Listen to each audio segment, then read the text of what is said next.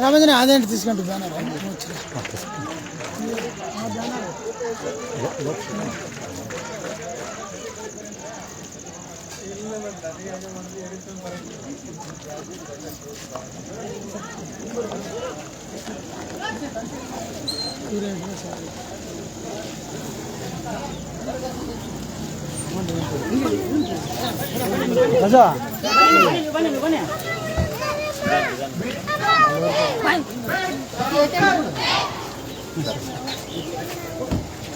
करुण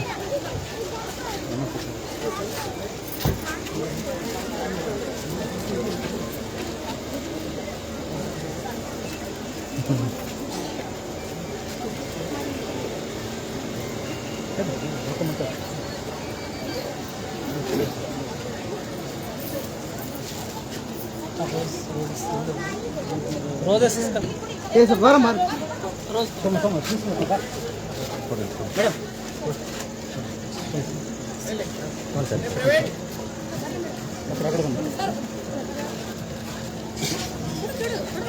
sir बरी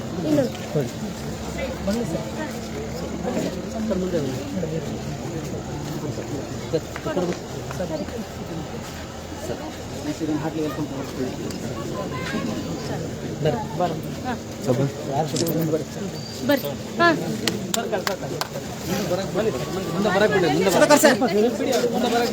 Sudhakar sir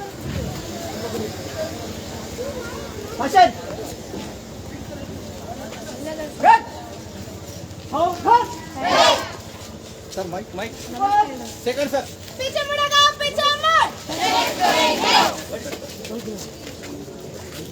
sir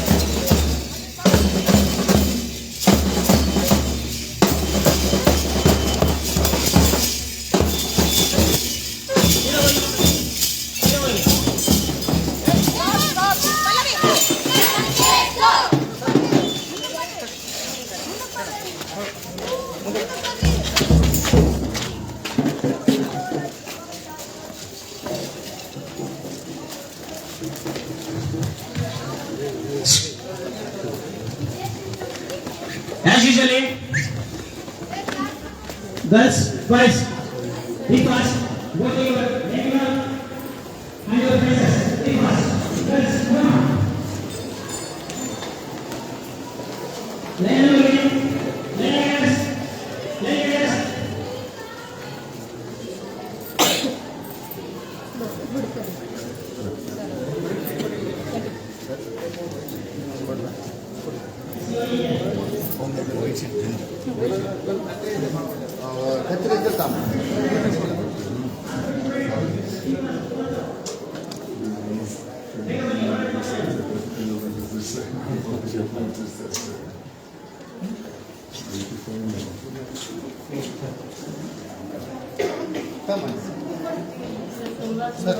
ಬಹಳ ದಿನದ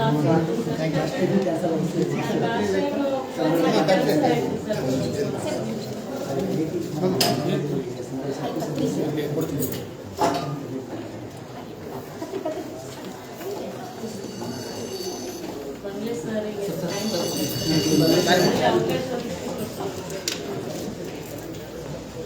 ಸರಿ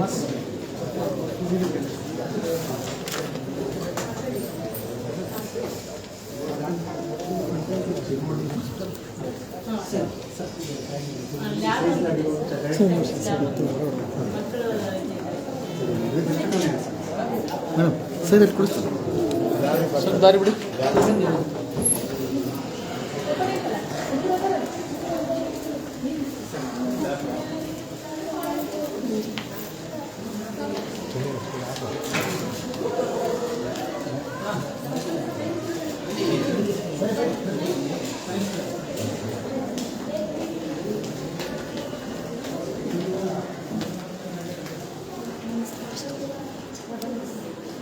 Namaste sir.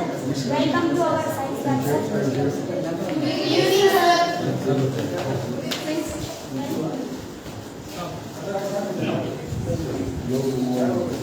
I'm Kalpana sir, 10th standard. My topic is Newton's first law of motion. An object at rest stays at rest and object in motion stays in the motion with same speed and direction until we apply external force. I will explain the experiment. When we act the force on the plate, then the ball will stay rest. Thank you, sir.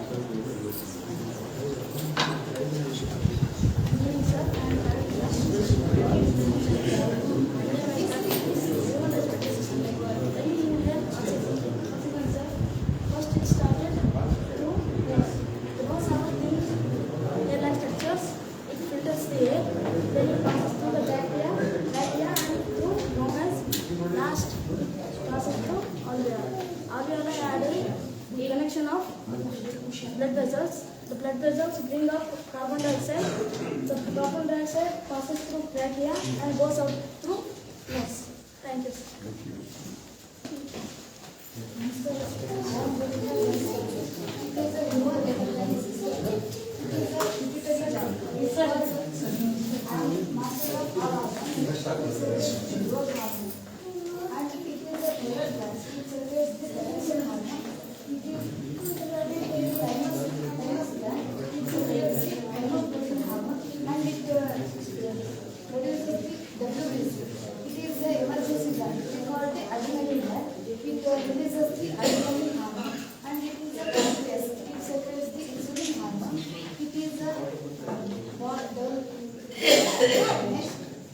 Development of blood sugar level and control the blood sugar level.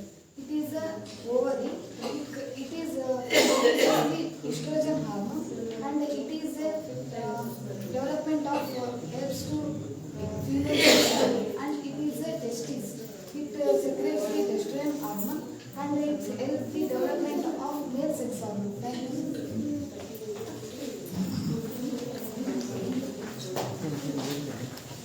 Namaste.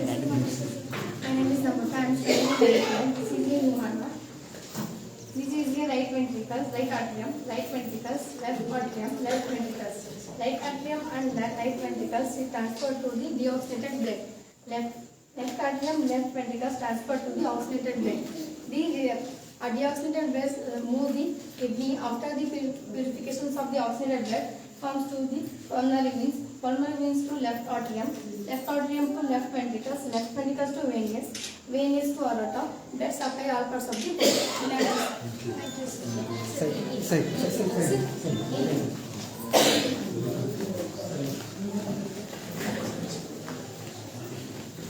Good evening, sir. I am Videsha. I am studying. My topic is brain functions. This is the structure of brain.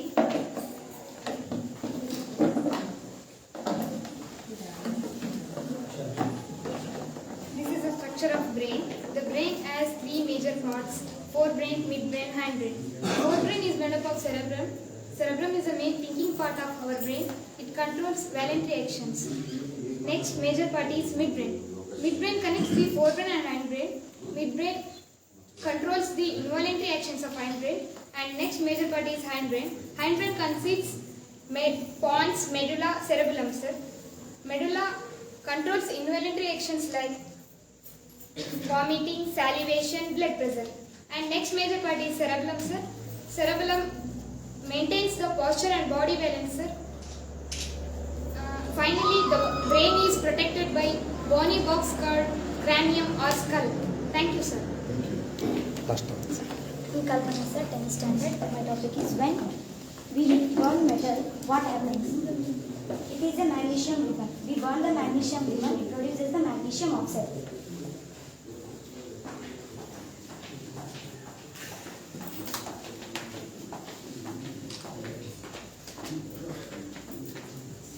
The magnesium oxide burns with white dazzling flame and produces magnesium oxide, which is white in color.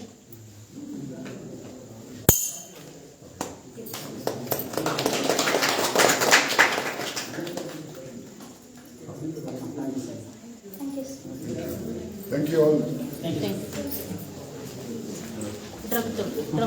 Drum ready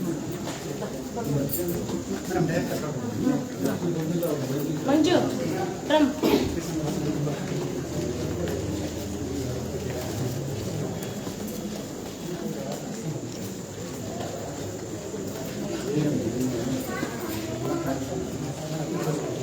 ಅಲ್ಲಿ ಕುಡಿತೀರಿ ಗೊತ್ತಲ್ಲ ನೀವು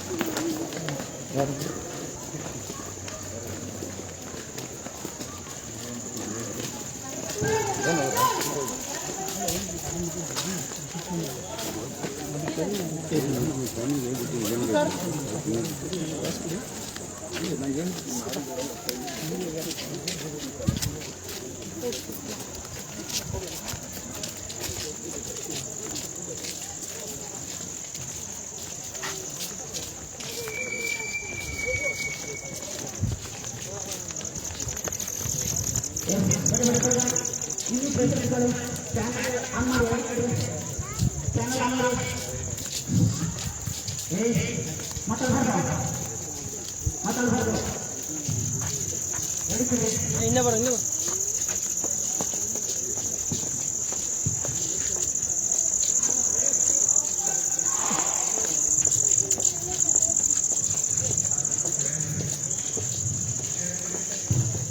ಚಪ್ಪಲಿ ಹಾಕಬೇಕು ಕರ್ಕೊಂಬಂದು ಹಾಕಬೇಕು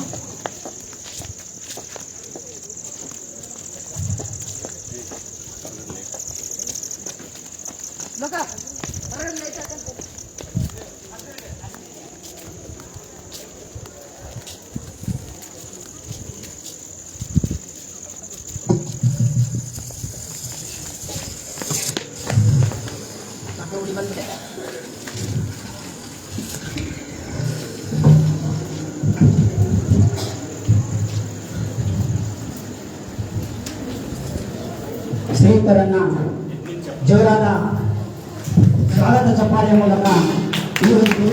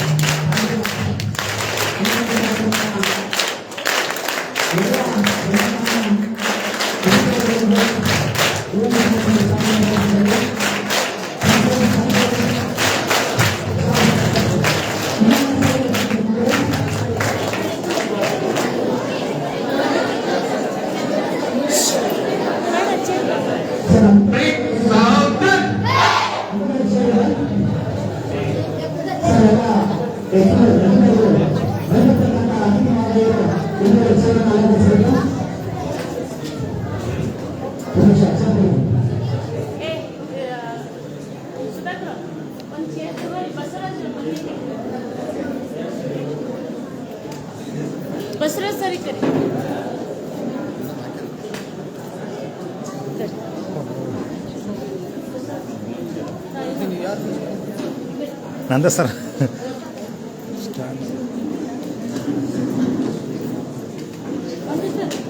ಬಸವರಾಜ್ ಸರಿ ಬಸವರಾಜ್ ಬನ್ನಿ. ಬಸವರಾಜ್ ಸರಿ.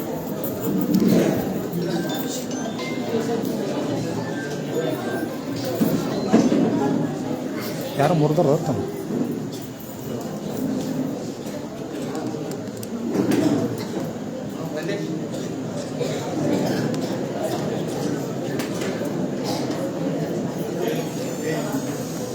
ಮೇಡಮ್ ಸಾಕು ಬಂದು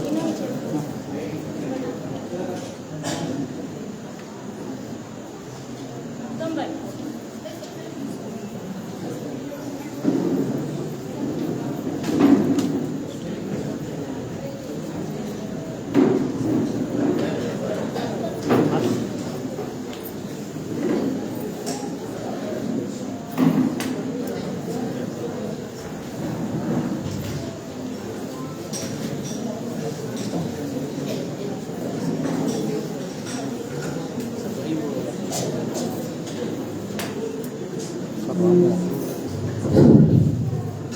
ಎಲ್ಲವನ್ನರಿದು ಫಲವೇನಯ್ಯ, ಎಲ್ಲವನ್ನರಿದು ಫಲವೇನಯ್ಯ, ತನ್ನ ತಾನರಿಯಬೇಕಲ್ಲವೇ. ಎಲ್ಲವನ್ನರಿದು ಫಲವೇನಯ್ಯ, ತನ್ನ ತಾನರಿಯಬೇಕಲ್ಲವೇ. ತನ್ನಲ್ಲಿ ಅರಿವು ಸ್ವಯವಾಗಿರಲು ಅನ್ಯರ ಕೇಳಲುಂಟೆ. ತನ್ನಲ್ಲಿ ಅರಿವು ಸ್ವಯವಾಗಿರಲು ಅನ್ಯರ ಕೇಳಲುಂಟೆ. ಚೆನ್ನಮಲ್ಲಿಕಾರ್ಜುನ ನೀ ಅರಿವಾಗಿ ಮುಂದೋರಿದ ಕಾರಣ. ಚೆನ್ನಮಲ್ಲಿಕಾರ್ಜುನ ನೀ ಅರಿವಾಗಿ ಮುಂದೋರಿದ ಕಾರಣ ನಿಮ್ಮಿಂದ ನಿಮ್ಮ ನರಿದೆನಯ್ಯ ಪ್ರಭುವೆ. ಕನ್ನಡ ನಾಡಿನ 12ನೇ ಶತಮಾನದ ಖ್ಯಾತ ಶಿವಶರಣೆಯಾಗಿರುವಂತಹ ಅಕ್ಕ ಮಹಾದೇವಿಯವರ ಈ ವಚನವನ್ನ ಸ್ಮರಿಸುತ್ತಾ ಯುವ ಸ್ಫೂರ್ತಿ ಅಕಾಡೆಮಿ ಚಿಕ್ಕಮಗಳೂರು ಹಾಗೂ ಮೊರಾರ್ಜಿ ದೇಸಾಯಿ ವಸತಿ ಶಾಲೆ ಮೋಕ ಬಳ್ಳಾರಿ ತಾಲೂಕು ಮತ್ತು ಬಳ್ಳಾರಿ ಜಿಲ್ಲೆ ಇವರ ಸಹಯೋಗದಲ್ಲಿ ಶ್ರೀ ಸಂತೋಷ್ ಹೆಗಡೆ ಸರ್ ಭಾರತದ ಸುಪ್ರೀಂ ಕೋರ್ಟಿನ ಮಾಜಿ ನ್ಯಾಯಾಧೀಶರು ಹಾಗೂ ಕರ್ನಾಟಕದ ನಿವೃತ್ತ ಲೋಕಾಯುಕ್ತರು ಇವರು ನಮ್ಮ ಶಾಲೆಯ ವಿದ್ಯಾರ್ಥಿಗಳೊಂದಿಗೆ ಸಂವಾದ ಕಾರ್ಯಕ್ರಮವನ್ನ ಇಂದು ನಮ್ಮ ಶಾಲೆಯಲ್ಲಿ ಈ ಸಹಯೋಗ ಕಾರ್ಯಕ್ರಮವನ್ನ ಹಮ್ಮಿಕೊಂಡಿರ್ತಕ್ಕಂಥದ್ದು ಒಂದು ಸಂತೋಷದ ಸಂಗತಿ ಹೌದು. ಹಾಗಾಗಿ ಇಂಥ ಶ್ರೀಯುತರು ನಮ್ಮ ಕಾರ್ಯಕ್ರಮದಲ್ಲಿ ಆಗಮಿಸಿದ್ದಾರೆ. ಹಾಗೆ ಈ ಕಾರ್ಯಕ್ರಮದಲ್ಲಿ ಶ್ರೀಯುತರಾಗಿರುವಂತಹ ರಾಹುಲ್ ಶರಣಪ್ಪ ಸಂಕನೂರ್ ಸರ್, ಜಿಲ್ಲಾ ಪಂಚಾಯತ್ ಕಾರ್ಯನಿರ್ವಾಹಕ ಅಧಿಕಾರಿಗಳು ಬಳ್ಳಾರಿ, ಇವರು ಸಹ ವೇದಿಕೆ ಮೇಲೆ ಆಸೀನರಾಗಿದ್ದಾರೆ. ಹಾಗೆ ಬಂಗ್ಲೆ ಮಲ್ಲಿಕಾರ್ಜುನ್ ರಾಜ್ಯಾಧ್ಯಕ್ಷರು, ಕರ್ನಾಟಕ ಕಾರ್ಯನಿರತ ಪತ್ರಕರ್ತರ ಧ್ವನಿ, ಇವರು ಸಹ ಈ ಕಾರ್ಯಕ್ರಮದಲ್ಲಿ ಆಹ್ವಾನರಾಗಿದ್ದಾರೆ. ಹಾಗೆ ನಮ್ಮ ಶಾಲೆಯ ನಮ್ಮೆಲ್ಲ ಮುದ್ದು ಮಕ್ಕಳ ಹಾಗೂ ಸಿಬ್ಬಂದಿ ವರ್ಗದವರ ನೆಚ್ಚಿನ ಪ್ರಾಂಶುಪಾಲರಾಗಿರುವಂತಹ ಶ್ರೀಮತಿ ಅಸೂಯ ಮೇಡಮ್ ಅವರು ಈ ಕಾರ್ಯಕ್ರಮದ ಅಧ್ಯಕ್ಷತೆಯನ್ನು ವಹಿಸಿಕೊಂಡಿದ್ದಾರೆ. ಅವರು ಸಹ ಈ ಕಾರ್ಯಕ್ರಮದಲ್ಲಿ ಆಸೀನರಾಗಿದ್ದಾರೆ. ಹಾಗೆ ಲಕ್ಷ್ಮಣ್ ರಾವ್ ಸರ್, ಕನ್ನಡಪ್ರಭ ಪತ್ರಕರ್ತರು, ಇವರು ಸಹ ಈ ಕಾರ್ಯಕ್ರಮದಲ್ಲಿ ಆಸೀನರಾಗಿದ್ದಾರೆ. ಹಾಗೆ ಸಿದ್ದರಾಜು ಸರ್, ಕರ್ನಾಟಕ ಕಾರ್ಯನಿರತ ಪತ್ರಕರ್ತರು, ಅಧ್ಯಕ್ಷರು ಬೆಂಗಳೂರು ಗ್ರಾಮಾಂತರ, ಇವರು ಸಹ ಈ ಕಾರ್ಯಕ್ರಮದಲ್ಲಿ ಆಸೀನರಾಗಿದ್ದಾರೆ. ಹಾಗೆ ಶ್ರೀ ಸುಂದರೇಶ್ ಸಿಬಿ, ಸಂಸ್ಥಾಪಕರು, ಯುವ ಸ್ಫೂರ್ತಿ ಅಕಾಡೆಮಿ ಚಿಕ್ಕಮಗಳೂರು, ಇವರು ಸಹ ಕಾರ್ಯಕ್ರಮದಲ್ಲಿ ಆಸೀನರಾಗಿದ್ದಾರೆ.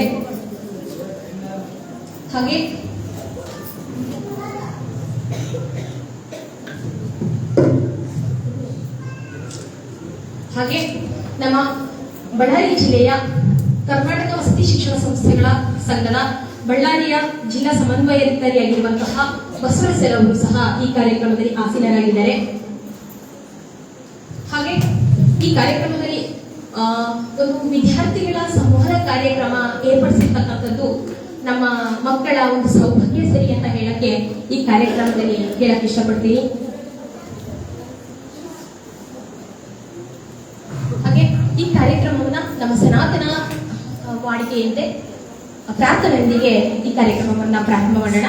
ನಮ್ಮ ಶಾಲೆಯ ವಿದ್ಯಾರ್ಥಿನಿ ಅಕ್ಷತಾ ಅವರಿಂದ ಪ್ರಾರ್ಥನೆ ಇದೆ.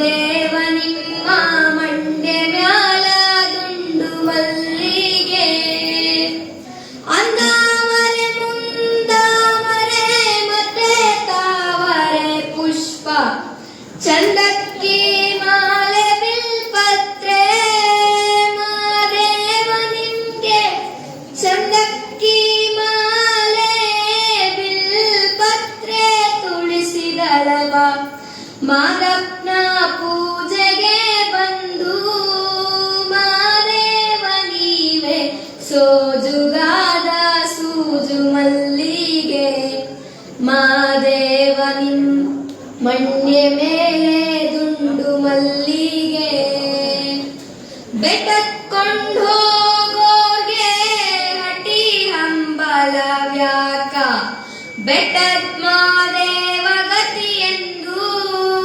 ಮಾದೇವ ನೀವೇ ಬೆಟ್ಟದ ಮಾದೇವ ಗತಿಯೆಂದು ನಮಗಿಂದು ಬೆಟ್ಟದ ಮಾದೇವ ಗತಿಯೆಂದು ಮಾದೇವ ನೀವೇ ಸೋಜುಗಾದ ಸೂಜು ಮಲ್ಲಿಗೆ ಮಾದೇವ ನಿಮ್ಮ ಮಂಡೆ ಮೇಲೆ ದುಂಡು ಮಲ್ಲಿಗೆ ಸೋಜುಗಾದ ಸೂಜು ಮಲ್ಲಿಗೆ ಮಾದೇವ ನಿಮ್ಮ ಮಂಡೆ ಮ್ಯಾಲ ದುಂಡು ಮಲ್ಲಿಗೆ ತಪಾಳೆ ಬೆಳಗಿವ್ನಿ ತುಪವಾತ ಸಿವ್ನಿ ಕಿತ್ತಾಳೆ ಹಣ್ಣ ತಂದಿವ್ನಿ ಮಾದೇವ ನಿಮ್ಗೆ ಕಿತ್ತಾಳೆ ಹಣ್ಣ ತಂದಿವ್ನಿ ಮಾದಪ್ಪ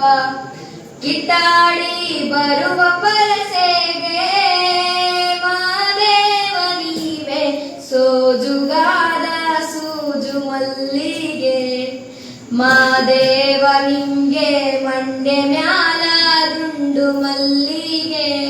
ಧನ್ಯವಾದ. ಸುಮಧುರ ಗಾಯನವನ್ನ ಪ್ರದರ್ಶನ ಮಾಡಿರುವಂತಹ ನಮ್ಮ ಶಾಲೆಯ ವಿದ್ಯಾರ್ಥಿನಿ ಅಕ್ಷತ್ ಅವರಿಗೆ ನಮ್ಮ ನಿಮ್ಮೆಲ್ಲರ ಪರವಾಗಿ ಕಾರ್ಯಕ್ರಮದ ಪರವಾಗಿ ಹೃತ್ಪೂರ್ವಕವಾದ ಧನ್ಯವಾದಗಳನ್ನು ಅರ್ಪಿಸ್ತೇನೆ. ಹಾಗೆ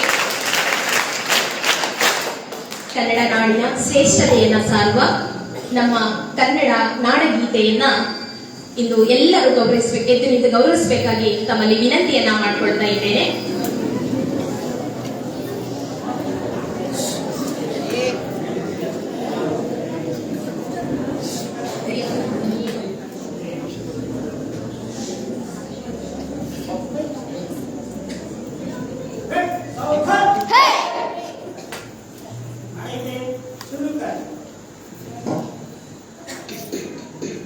जय भारत जननी अनुरागे जय हे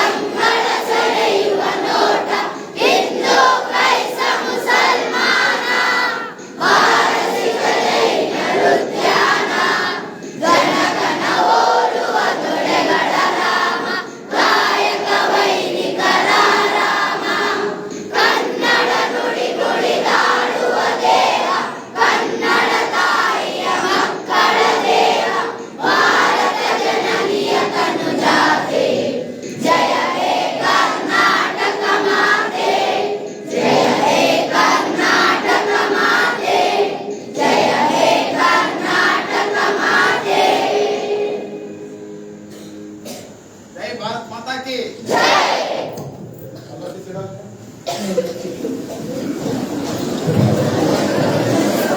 ಸುಮಧುರ ಕಂಠದಿಂದ ನಾಡಗೀತೆಯನ್ನ ಪ್ರದರ್ಶನ ಮಾಡಿರುವಂತಹ ಗಾಯನವನ್ನು ಆಡಿರುವಂತಹ ನನ್ನೆಲ್ಲ ಮುದ್ದು ಮಕ್ಕಳಿಗೆ ವೇದಿಕೆ ಪರವಾಗಿ ಹೃತ್ಪೂರ್ವಕವಾದ ಧನ್ಯವಾದಗಳನ್ನು ಅರ್ಪಿಸ್ತೇನೆ. ಹಾಗೆ ಈಗ ನಮ್ಮ ಶಾಲೆಯ ಹಿಂದಿ ಭಾಷಾ ಶಿಕ್ಷಕರಾಗಿರುವಂತಹ ರಾಮ್ಕೋಟಿ ಸರ್ ಅವರು ಕಾರ್ಯಕ್ರಮದ ಸ್ವಾಗತ ಕಾರ್ಯಕ್ರಮವನ್ನ ನೆರವೇರಿಸಿಕೊಡ್ಬೇಕಾಗಿ ತಮ್ಮಲ್ಲಿ ವಿನಂತಿಯನ್ನ ಮಾಡ್ಕೊಳ್ತಾ ಇದ್ದೇನೆ.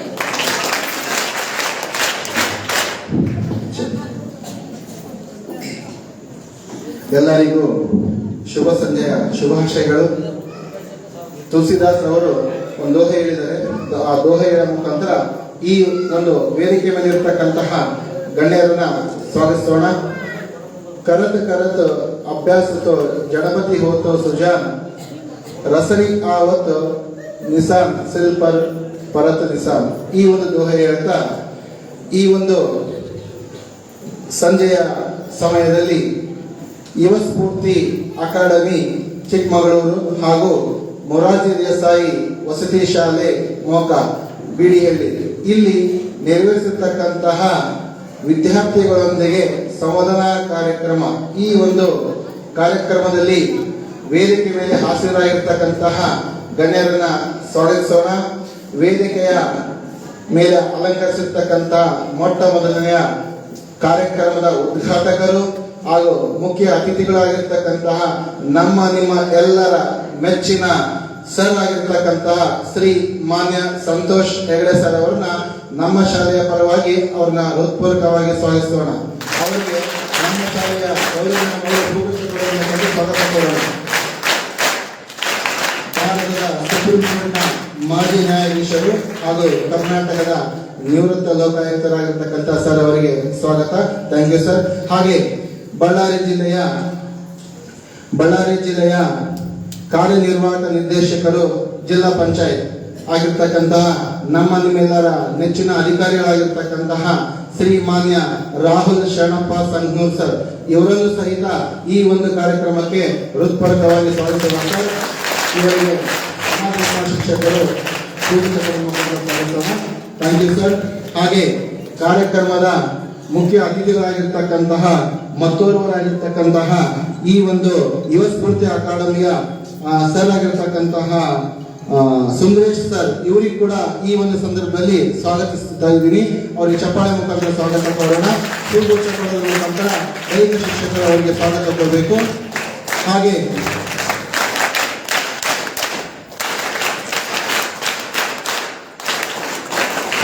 ಹಿರಿಯರು ನಮ್ಮ ಎಲ್ಲ ಮಾರ್ಗದರ್ಶಕರಾಗಿರ್ತಕ್ಕಂತಹ ಕನ್ನಡ ಪ್ರಭಾ ಪತ್ರಿಕೆಯ ಹಿರಿಯರು ಆಗಿರ್ತಕ್ಕಂತಹ ಲಕ್ಷ್ಮಣರಾವ್ ಸರ್ ಅವರಿಗೆ ನಮ್ಮ ಶಾಲೆಯ ಮಂಜುನಾಥ್ ಸರ್ ಅವರು ಹೂಗುಚ್ಛ ಕೊಡೋದ್ರ ಮುಖಾಂತರ ಸ್ವಾಗತ ಕೊಡಬೇಕು.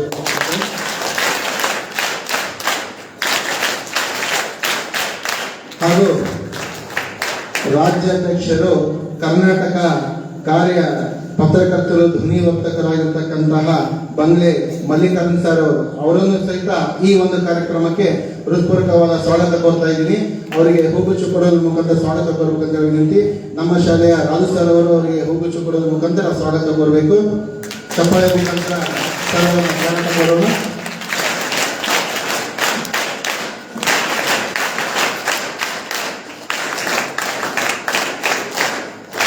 ಹಾಗೆ ಇನ್ನೋರ್ವರು ಪತ್ರಕರ್ತರಾಗಿರ್ತಕ್ಕಂತಹ ಸಿದ್ದರಾಜು ಸರ್ ಬೆಂಗಳೂರು ಕನ್ನಡ ಪ್ರಭಾ ಪತ್ರಕರ್ತರು ಇವರನ್ನು ಸಹಿತ ಈ ಒಂದು ಕಾರ್ಯಕ್ರಮದಲ್ಲಿ ಸ್ವಾಗತ ಕೋರ್ತಾ ಇದ್ದೀನಿ. ನಮ್ಮ ಶಾಲೆಯ ಡ್ರಾಯಿಂಗ್ ಟೀಚರ್ ಆಗಿರ್ತಕ್ಕಂಥ ರಾಜು ಸರ್ ಅವರು ಹೂಗುಚ್ಚು ಕೊಡೋದ್ರ ಮುಖಾಂತರ ಅವರಿಗೆ ಸ್ವಾಗತ ಕೋರಬೇಕು. ಹಾಗೆ ನಮ್ಮ ಭಾಗದ ಸಿರುಗುಪ್ಪ ತಾಲೂಕಿನ ಭಾಗದ ಇನ್ನೋರ್ವರು ಪತ್ರಕರ್ತರಾಗಿರ್ತಕ್ಕಂತಹ ಇಶಾಕ್ ಸರ್ ಅವರನ್ನು ಸಹಿತ ಈ ಒಂದು ಸಂದರ್ಭದಲ್ಲಿ ಸ್ವಾಗತ ಕೋರ್ತಾ ಇದ್ದೀನಿ. ಇವರಿಗೆ ಗಣಿತ ಶಿಕ್ಷಕರು ಹೂಗುಚ್ಚು ಕೊಡೋದ್ರ ಮುಖಾಂತರ ಸ್ವಾಗತ ಕೋರಬೇಕು. ಹಾಗೆ ವೇದಿಕೆಯಲ್ಲಿ ಅಲಂಕರಿಸಿರ್ತಕ್ಕಂತಹ ಮತ್ತೋರ್ವರು ಅತಿಥಿಗಳಾಗಿರ್ತಕ್ಕಂತಹ ನಮ್ಮ ಎಲ್ಲಾ ಮೊರಾರ್ಜಿ ಶಾಲೆಯ DCO ಸರ್ ಆಗಿರ್ತಕ್ಕಂಥ ಬಸವರಾಜ್ ಸರ್ ಅವರಿಗೂ ಸಹಿತ ಈ ಒಂದು ಸಂದರ್ಭದಲ್ಲಿ ಸ್ವಾಗತ ಕೋರ್ತಾ ಇದ್ದೀನಿ. ಅವರ ಚಪ್ಪಾಳೆ ಮುಖಾಂತರ ಸ್ವಾಗತ. ಮೊರಾರ್ಜಿ ಶಾಲೆಯ ಪ್ರಾಂಶುಪಾಲರು ಬಸವರಾಜ್ ಸರ್. ಹಾಗೆ ಈ ಕಾರ್ಯಕ್ರಮದ ಕೇಂದ್ರ ಬಿಂದು ಆಗಿರ್ತಕ್ಕಂತಹ ಹಾಗೂ ಅಧ್ಯಕ್ಷ ಸ್ಥಾನ ವಹಿಸಿರ್ತಕ್ಕಂತಹ ನಮ್ಮ ಶಾಲೆಯ ಎಲ್ಲ ಅಚ್ಚುಮೆಚ್ಚಿನ ಪ್ರಾಂಶುಪಾಲರಾಗಿರ್ತಕ್ಕಂತಹ ಶ್ರೀಮತಿ ಅನ್ಸೂಯ ಮೇಡಮ್ ಅವರಿಗೂ ನಮ್ಮೆಲ್ಲರ ಕಡೆಯಿಂದ ಸ್ವಾಗತವನ್ನು ಕೊಡ್ತಾ ಇದ್ದೀವಿ ಮೇಡಮ್. ಇವರಿಗೆ ವಿಜ್ಞಾನ ಶಿಕ್ಷಕಿಯವರು ಹೂಗುಚ್ಛ ಕೊಡೋದ್ರ ಮುಖಾಂತರ ಸ್ವಾಗತ ಕೊಡಬೇಕು. Thank you madam, thank you madam. ಹಾಗೆ ಈ ಒಂದು ವೇದಿಕೆ ಮುಂಭಾಗದಲ್ಲಿರ್ತಕ್ಕಂತಹ ಎಲ್ಲ ನನ್ನ ಬಿಡಿಹಳ್ಳಿಯ ಗ್ರಾಮಸ್ಥರು ಹಾಗೂ ಅಧ್ಯಕ್ಷರು ಹಾಗೂ ಸದಸ್ಯರು ಹಾಗೂ ಎಲ್ಲರಿಗೂ ಸ್ವಾಗತ ಕೋರ್ತಾ ಇದ್ದೀನಿ. ಹಾಗೆ ಮತ್ತೋರ್ವರಾಗಿರ್ತಕ್ಕಂತಹ ರಕ್ಷಣಾ ವೇದಿಕೆಯ ಸಿಬ್ಬಂದಿ ವರ್ಗದವರು, ಅಧ್ಯಕ್ಷರು, ಅತಿಥಿಗಳು ಎಲ್ಲರಿಗೂ ಸ್ವಾಗತ ಕೋರ್ತಾ ಇದ್ದೀನಿ. ಹಾಗೆ ಅದೇ ರೀತಿಯಾಗಿ ಈ ಒಂದು ಕಾರ್ಯಕ್ರಮಕ್ಕೆ ನಮ್ಮ ಕರೆಗೆ ಅವರು ಬಂದಿರತಕ್ಕಂತಹ ಎಲ್ಲ ನಮ್ಮ ಮೊರಾರ್ಜಿ ಶಾಲೆಯ ಪ್ರಾಂಶುಪಾಲರಿಗೆ ಕೂಡ ಈ ಒಂದು ಸಂದರ್ಭ ಸ್ವಾಗತ ಕೋರ್ತಾ ಇದ್ದೀನಿ. ಹಾಗೂ ಅದೇ ರೀತಿಯಾಗಿ ನಮ್ಮ ಶಾಲೆಯ ಡಿ ದರ್ಜೆ ನೌಕರರಿಗೆ ಕೂಡ ಈ ಒಂದು ಸಂದರ್ಭದಲ್ಲಿ ಸ್ವಾಗತ ಕೋರ್ತಾ ಇದ್ದೀನಿ. ಹಾಗೂ ಅದೇ ರೀತಿಯ ಕಾರ್ಯಕ್ರಮದ ಕೇಂದ್ರ ಬಿಂದು ಆಗಿರತಕ್ಕಂತಹ ನಮ್ಮ ನಿಮ್ಮೆಲ್ಲರ ನೆಚ್ಚಿನ ವಿದ್ಯಾರ್ಥಿನಿಯರಿಗೂ ಕೂಡ ಈ ಒಂದು ಸಂದರ್ಭದಲ್ಲಿ ಸ್ವಾಗತ ಕೋರ್ತಾ ಇದ್ದೀನಿ. ಹಾಗೂ ಈ ಕಾರ್ಯಕ್ರಮ ಯಶಸ್ವಿಗೊಳಿಸೋದಕ್ಕೆ, ಈ ಒಂದು ಕಾರ್ಯಕ್ರಮ ಈ ಅನುವು ಮಾಡಿಕೊಟ್ಟಿದ್ದಕ್ಕೆ ನಮ್ಮ ಶಾಲೆಯ ಸಿಬ್ಬಂದಿ ವರ್ಗದವರಿಗೂ ಕೂಡ ಈ ಒಂದು ಸಂದರ್ಭದಲ್ಲಿ ಸ್ವಾಗತ ಕೋರ್ತಾ ಇದ್ದೀನಿ. ಹಾಗೂ ಹಳೆಯ ವಿದ್ಯಾರ್ಥಿಗಳು ಕೂಡ ಅತಿ ಹೆಚ್ಚು ಅಂಕಗಳನ್ನು ಗಳಿಸಿರ್ತಕ್ಕಂಥ ವಿದ್ಯಾರ್ಥಿಗಳು ಈ ಕಾರ್ಯಕ್ರಮಕ್ಕೆ ಆಗಮಿಸಿದ್ದಾರೆ. ಅವರನ್ನು ಸಹಿತ ನನ್ನ ಹೃತ್ಪೂರ್ವಕವಾದ ಸ್ವಾಗತ ಇರ್ತಾ ಇದೆ. ಇವರೆಲ್ಲರಿಗೂ ಸ್ವಾಗತ ಚಪ್ಪಾಳೆ ಮುಖಾಂತರ ಅವರ ಸ್ವಾಗತ ಕೋರೋಣ ಮತ್ತೊಮ್ಮೆ.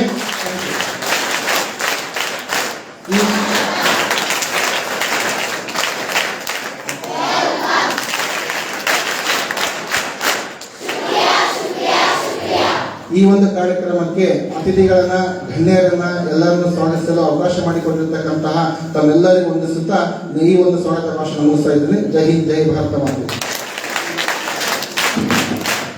ಸ್ವಾಗತ ಕಾರ್ಯಕ್ರಮವನ್ನು ನೆರವೇರಿಸಿಕೊಟ್ಟಿರುವಂತಹ ನಮ್ಮ ಶಾಲೆಯ ಹಿಂದಿ ಭಾಷಾ ಶಿಕ್ಷಕರಾಗಿರುವಂತಹ ರಾಮಕೋಟಿ ಸರ್ ಅವರಿಗೆ ಧನ್ಯವಾದಗಳನ್ನು ಅರ್ಪಿಸ್ತಾ, ಈಗ ಕಾರ್ಯಕ್ರಮದ ಪ್ರಾಸ್ತಾವಿಕ ನುಡಿಗಳನ್ನ ಶ್ರೀ ಸುಂದರೇಶ್ ಸೇವಿ, ಸಂಸ್ಥಾಪಕರು ಯುವ ಸ್ಫೂರ್ತಿ ಅಕಾಡೆಮಿ ಚಿಕ್ಕಮಗಳೂರು, ಇವರು ನೆರವೇರಿಸಿಕೊಡ್ಬೇಕಾಗಿ ತಮ್ಮಲ್ಲಿ ವಿನಂತಿಯನ್ನ ಮಾಡಿಕೊಳ್ತಾ ಇದ್ದೇನೆ.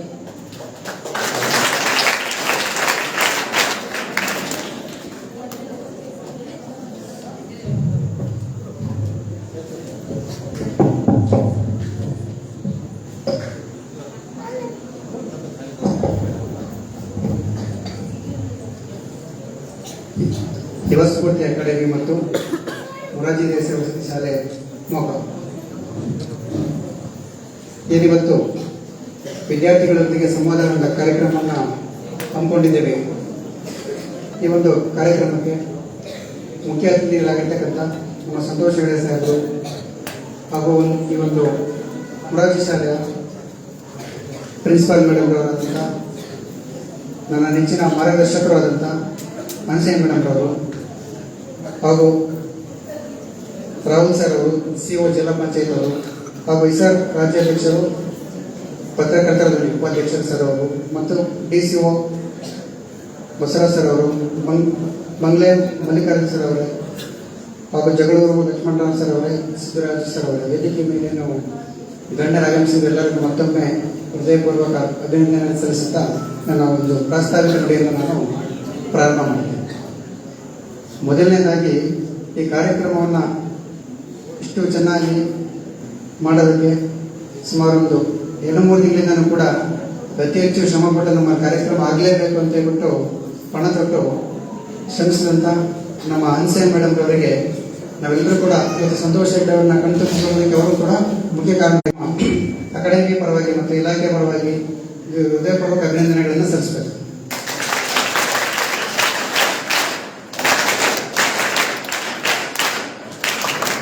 ಯಾಕೆ ಅಂತ ಹೇಳಿದ್ರೆ ಇವತ್ತಿನ ಕಾರ್ಯಕ್ರಮದ ಉದ್ದೇಶ ಏನಪ್ಪ ಅಂತ ಹೇಳಿದ್ರೆ ನಮ್ಮ ವಿದ್ಯಾರ್ಥಿಗಳಲ್ಲಿ ದೈಹಿಕವಾಗಿ, ಮಾನಸಿಕವಾಗಿ ಸದೃಢಗೊಳ್ಳಬೇಕು.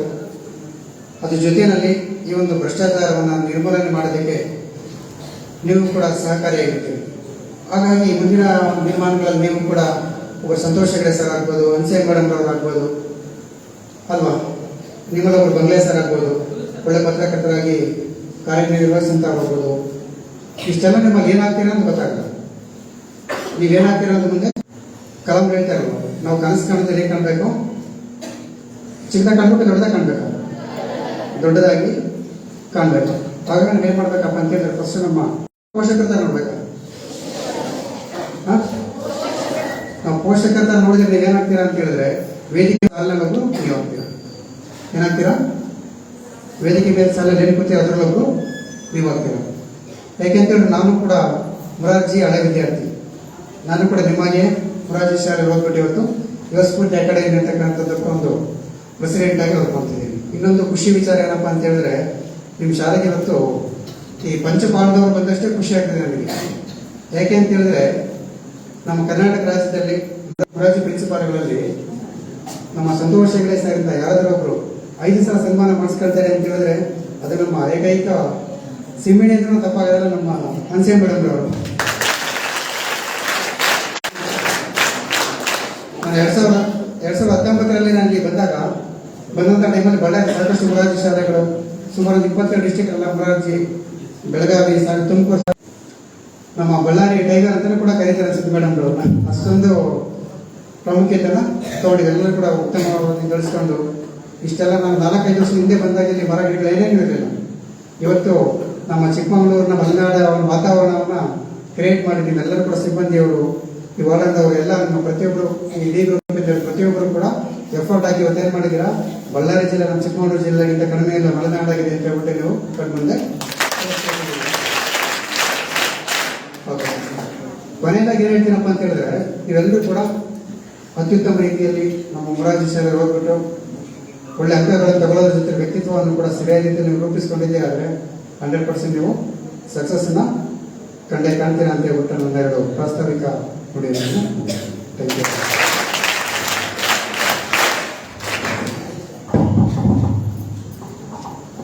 ಪ್ರಾಸ್ತಾವಿಕ ನುಡಿಗಳನ್ನು ಹಾಡಿರುವಂತಹ ಸುಂದರೇಶ್ ಸರ್ ಅವರಿಗೆ ಪೂರ್ವಕವಾದ ಧನ್ಯವಾದಗಳನ್ನು ಅರ್ಪಿಸ್ತಾ, ಹಾಗೆ ಕಾರ್ಯಕ್ರಮದ ಉದ್ಘಾಟನೆಯನ್ನ ಶ್ರೀ ಮಾನ್ಯ ಸಂತೋಷ್ ಹೆಗ್ಡೆ ಸರ್ ಹಾಗೂ ವೇದಿಕೆ ಮೇಲಿನ ಗಣ್ಯರು ಕಾರ್ಯಕ್ರಮದ ಉದ್ಘಾಟನೆಯನ್ನ ನೆರವೇರಿಸಿಕೊಡ್ಬೇಕಾಗಿ ತಮ್ಮಲ್ಲಿ ವಿನಂತಿಯನ್ನ ಮಾಡಿಕೊಳ್ತಾ ಇದ್ದೇನೆ.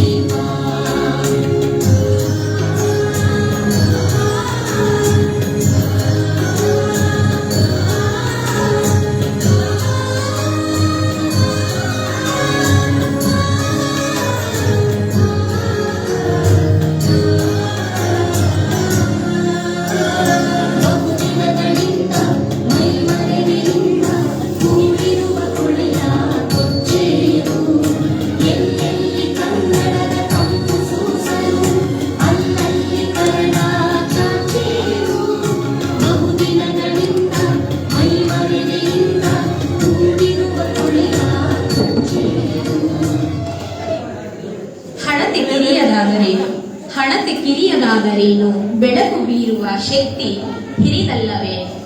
ಹಣತೆ ಕಿರಿಯದಾದರೇನು ಬೆಳಕು ಬೀರುವ ಶಕ್ತಿ ಘನ ಜ್ಯೋತಿ ಕಿರಿದೆನ್ನಬಹುದೇ ಎನ್ನುವಂತಹ ಮಾತುಗಳನ್ನ ಬೆಳಕಿಗೆ ಸಂಬಂಧಿಸಿದಂತೆ ಹಾಗೂ ಜ್ಞಾನಕ್ಕೆ ಸಂಬಂಧಿಸಿದಂತೆ ಈ ಮಾತು ವಚನಗಳಲ್ಲಿ ವ್ಯಕ್ತವಾಗಿರುವಂತಹದ್ದು.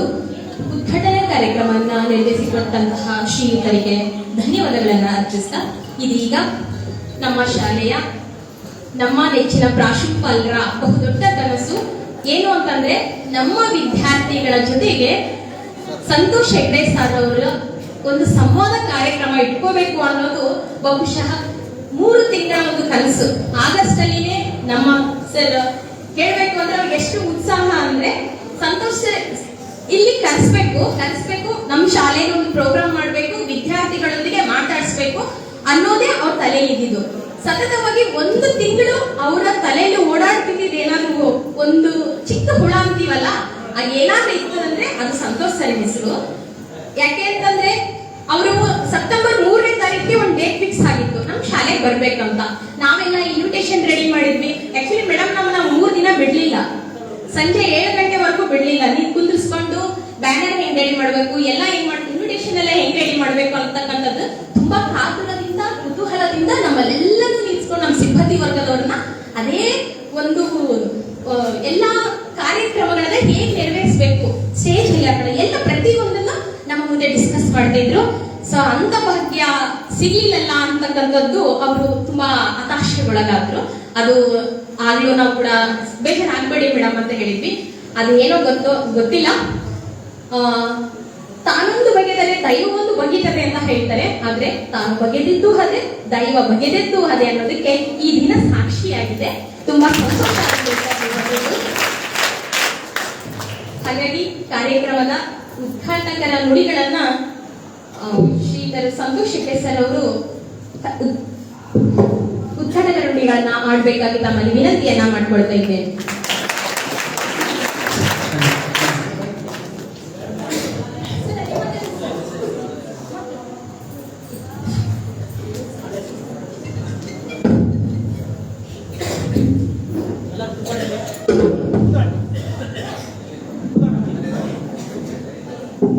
ಎಲ್ಲರಿಗೂ ಶುಭ ಸಂಜೆಯ ವಂದನೆಗಳು.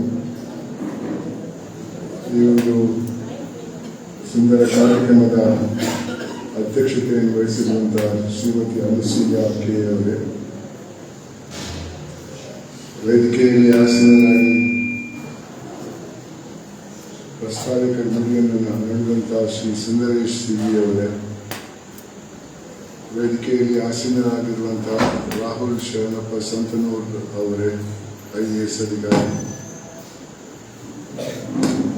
ಇನ್ನೊಬ್ಬರು ವೇದಿಕೆಯಲ್ಲಿ ಆಸೀನರಾಗಿರುವಂತಹ ಶ್ರೀ ವಿಸಾಕ್ ಅವರೇ, ಶ್ರೀ ಬಸವರಾಜ್ ಎನ್ ಅವರೇ, ಶ್ರೀ ಬಂದ್ರೆ ಮಲ್ಲಿಕಾರ್ಜುನ್ ಅವರೇ, ಶ್ರೀ ಜಗಳೂರು ಲಕ್ಷ್ಮಣರಾವ್ ಅವರೇ, ಶ್ರೀ ಸಿದ್ದರಾಜು ಅವರೇ, ಈ ಶಾಲೆಯ ಬೋಧಕೇತರ ವೃಂದದವರೇ, ಆಹ್ವಾನಿತರೇ, ಕರ್ನಾಟಕ ವೇದಿಕೆಯ ಸದಸ್ಯರೇ, ಅತಿ ಮುಖ್ಯವಾಗಿ ನನ್ನ ನೆಚ್ಚಿನ ವಿದ್ಯಾರ್ಥಿನಿಯರು, ನಾನು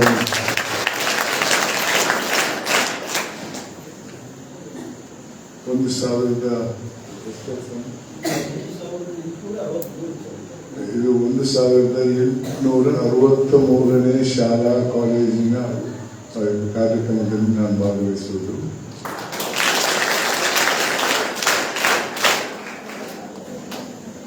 ನನ್ನ ಮಾತಿಗೆ ಚಪ್ಪಾಳೆ ಕೊನೆಯಾಗಿ ಚಪ್ಪಾಳೆ ಹೊಡೆಯಿದೆ. ನಾನು ಯಾಕೆ ಈ ಒಂದು ಪ್ರಯತ್ನ ಮಾಡ್ತಾ ಇದ್ದೇನೆ ಅಂದರೆ, ನನಗೆ ಕರ್ನಾಟಕ ಲೋಕಾಯುಕ್ತಕ್ಕೆ ಬರುವವರೆಗೆ ಸಮಾಜದಲ್ಲಿ ಏನಾಗ್ತಾ ಇದೆ ಅನ್ನೋದು ನಮಗೆ ಅದರ ಅರಿವಿರಲಿಲ್ಲ. ನಾನೊಬ್ಬ ಕೂಪ ಮಂಡುಕನಾಗಿದ್ದೆ, ನ್ಯಾಯಾಧೀಶನಾಗಿದ್ದೆ, ಸಾಲಿಸಿಟರ್ ಜನರಲ್ ಆಫ್ ಇಂಡಿಯಾ ಆಗಿದ್ದೆ, ಅಡ್ವೊಕೇಟ್ ಜನರಲ್ ಆಫ್ ಕರ್ನಾಟಕ ಆಗಿದ್ದೆ. ಆದರೆ ವಾಸ್ತವಿಕವಾಗಿ ಏನು ನಡೀತಾ ಇದೆ ಅನ್ನೋದರ ಬಗ್ಗೆ ನನಗೆ ಹೆಚ್ಚಿನ ಮಾಹಿತಿ ಇರಲಿಲ್ಲ. ಲೋಕಾಯುಕ್ತಕ್ಕೆ ಬಂದ ಸ್ವಲ್ಪ ದಿವಸದಲ್ಲಿ ಬಹಳಷ್ಟು ಅನ್ಯಾಯವನ್ನು ನಾನು ಕಂಡೆ. ಅದು ಕೂಡ ಸಂವಿಧಾನದಲ್ಲಿ ಜನರ ಸೇವೆಗಾಗಿ ಸೃಷ್ಟಿ ಮಾಡಿದಂತಹ ಒಂದು ಸಂಸ್ಥೆಯಿಂದ, ಅದರ ಹೆಸರು ಆಡಳಿತೆಯಿಂದ ಬಹಳಷ್ಟು ಅನ್ಯಾಯವನ್ನು ಕಂಡೆ. ಇದು ಯಾಕೆ ಈ ರೀತಿ ಆಗ್ತಾ ಇದೆ ಅಂತ ನಾನು ನನ್ನಲ್ಲೇ ಚರ್ಚೆ ಮಾಡಿದಾಗ ನನಗೆ ಅನಿಸಿದ್ದು, ಇದು ವ್ಯಕ್ತಿಗಳ ತಪ್ಪಲ್ಲ, ಇದು ಸಮಾಜದ ತಪ್ಪು. ನಾನು ಚಿಕ್ಕವನಾಗಿದ್ದಾಗ ಅಂಥ ಸಮಾಜದಲ್ಲಿದ್ದೆ. ಆ ಸಮಾಜ ಒಳ್ಳೆ ಕೆಲಸ ಮಾಡಿದ್ದವರನ್ನ ಗುರುತಿಸಿ ಅವರಿಗೆ ಸನ್ಮಾನಿಸ್ತಾ ಇತ್ತು, ತಪ್ಪು ಮಾಡಿದ್ದವರಿಗೆ ತನ್ನದೇ ಆದ ಶಿಕ್ಷೆ ಕೊಡ್ತಾ ಇತ್ತು. ಉದಾಹರಣೆಗೆ, ನನ್ನ ಗ್ರಾಮದಲ್ಲಿ ಯಾರಾದರೂ ಜೈಲಿಗೆ ಹೋಗಿದ್ರೆ ನನ್ನ ಪೋಷಕರು ಹೇಳ್ತಾ ಇದ್ರು, ಮನೆ ಹತ್ರ ಹೋಗಬೇಡ ಅಂತ. ಆ ಶಿಕ್ಷೆ ತಪ್ಪು ಮಾಡಿದವನಿಗೆ ಮಾತ್ರ ಅಲ್ಲ, ಆತನ ಕುಟುಂಬಕ್ಕೂ ಕೂಡ ಆಗ್ತಾ ಇತ್ತು. ಜನರು ಅವರನ್ನು ಕೂಡ ದೂರ ಇಡ್ತಾ ಇದ್ರು. ಇವತ್ತು ಆ ಸಮಾಜದ ಭಾವನೆಯಲ್ಲಿ ಬಹಳಷ್ಟು ಬದಲಾವಣೆ ಬಂದಿದೆ. ಇವತ್ತಿನ ಸಮಾಜ ಬರೀ ಶ್ರೀಮಂತಿಕೆ ಮತ್ತೆ ಅಧಿಕಾರವನ್ನ ಪೂಜಿಸುವಂತಹ ಸಮಾಜದಲ್ಲಿ ಬಾಳುತ್ತೆ. ಶ್ರೀಮಂತನಾದ್ರೆ ಸಾಕು, ಅವನಿಗೊಂದು ಸಲಾಮ. ಅಧಿಕಾರದಲ್ಲಿದ್ರೆ ಸಾಕು, ಅವನಿಗೊಂದು ಸಲಾಮ. ಯಾವ ರೀತಿಯಲ್ಲಿ ಶ್ರೀಮಂತಿಕೆ ಪಡೆದ, ಯಾವ ರೀತಿಯಲ್ಲಿ ಅಧಿಕಾರಕ್ಕೆ ಬಂದ ಅನ್ನೋ ವಿಚಾರದಲ್ಲಿ ಯಾವ ಗೊಡವೆ ಕೂಡ ಇಲ್ಲ ಸಮಾಜಕ್ಕೆ. ಇದರಿಂದ ಸಮಾಜದಲ್ಲಿ ಒಂದು ಪೈಪೋಟಿ ಶುರುವಾಗಿದೆ. ನಾನು ಶ್ರೀಮಂತನಾಗಬೇಕು, ನಾನು ದೊಡ್ಡ ಹುದ್ದೆಗೆ ಹೋಗ್ಬೇಕು ಅಂತ.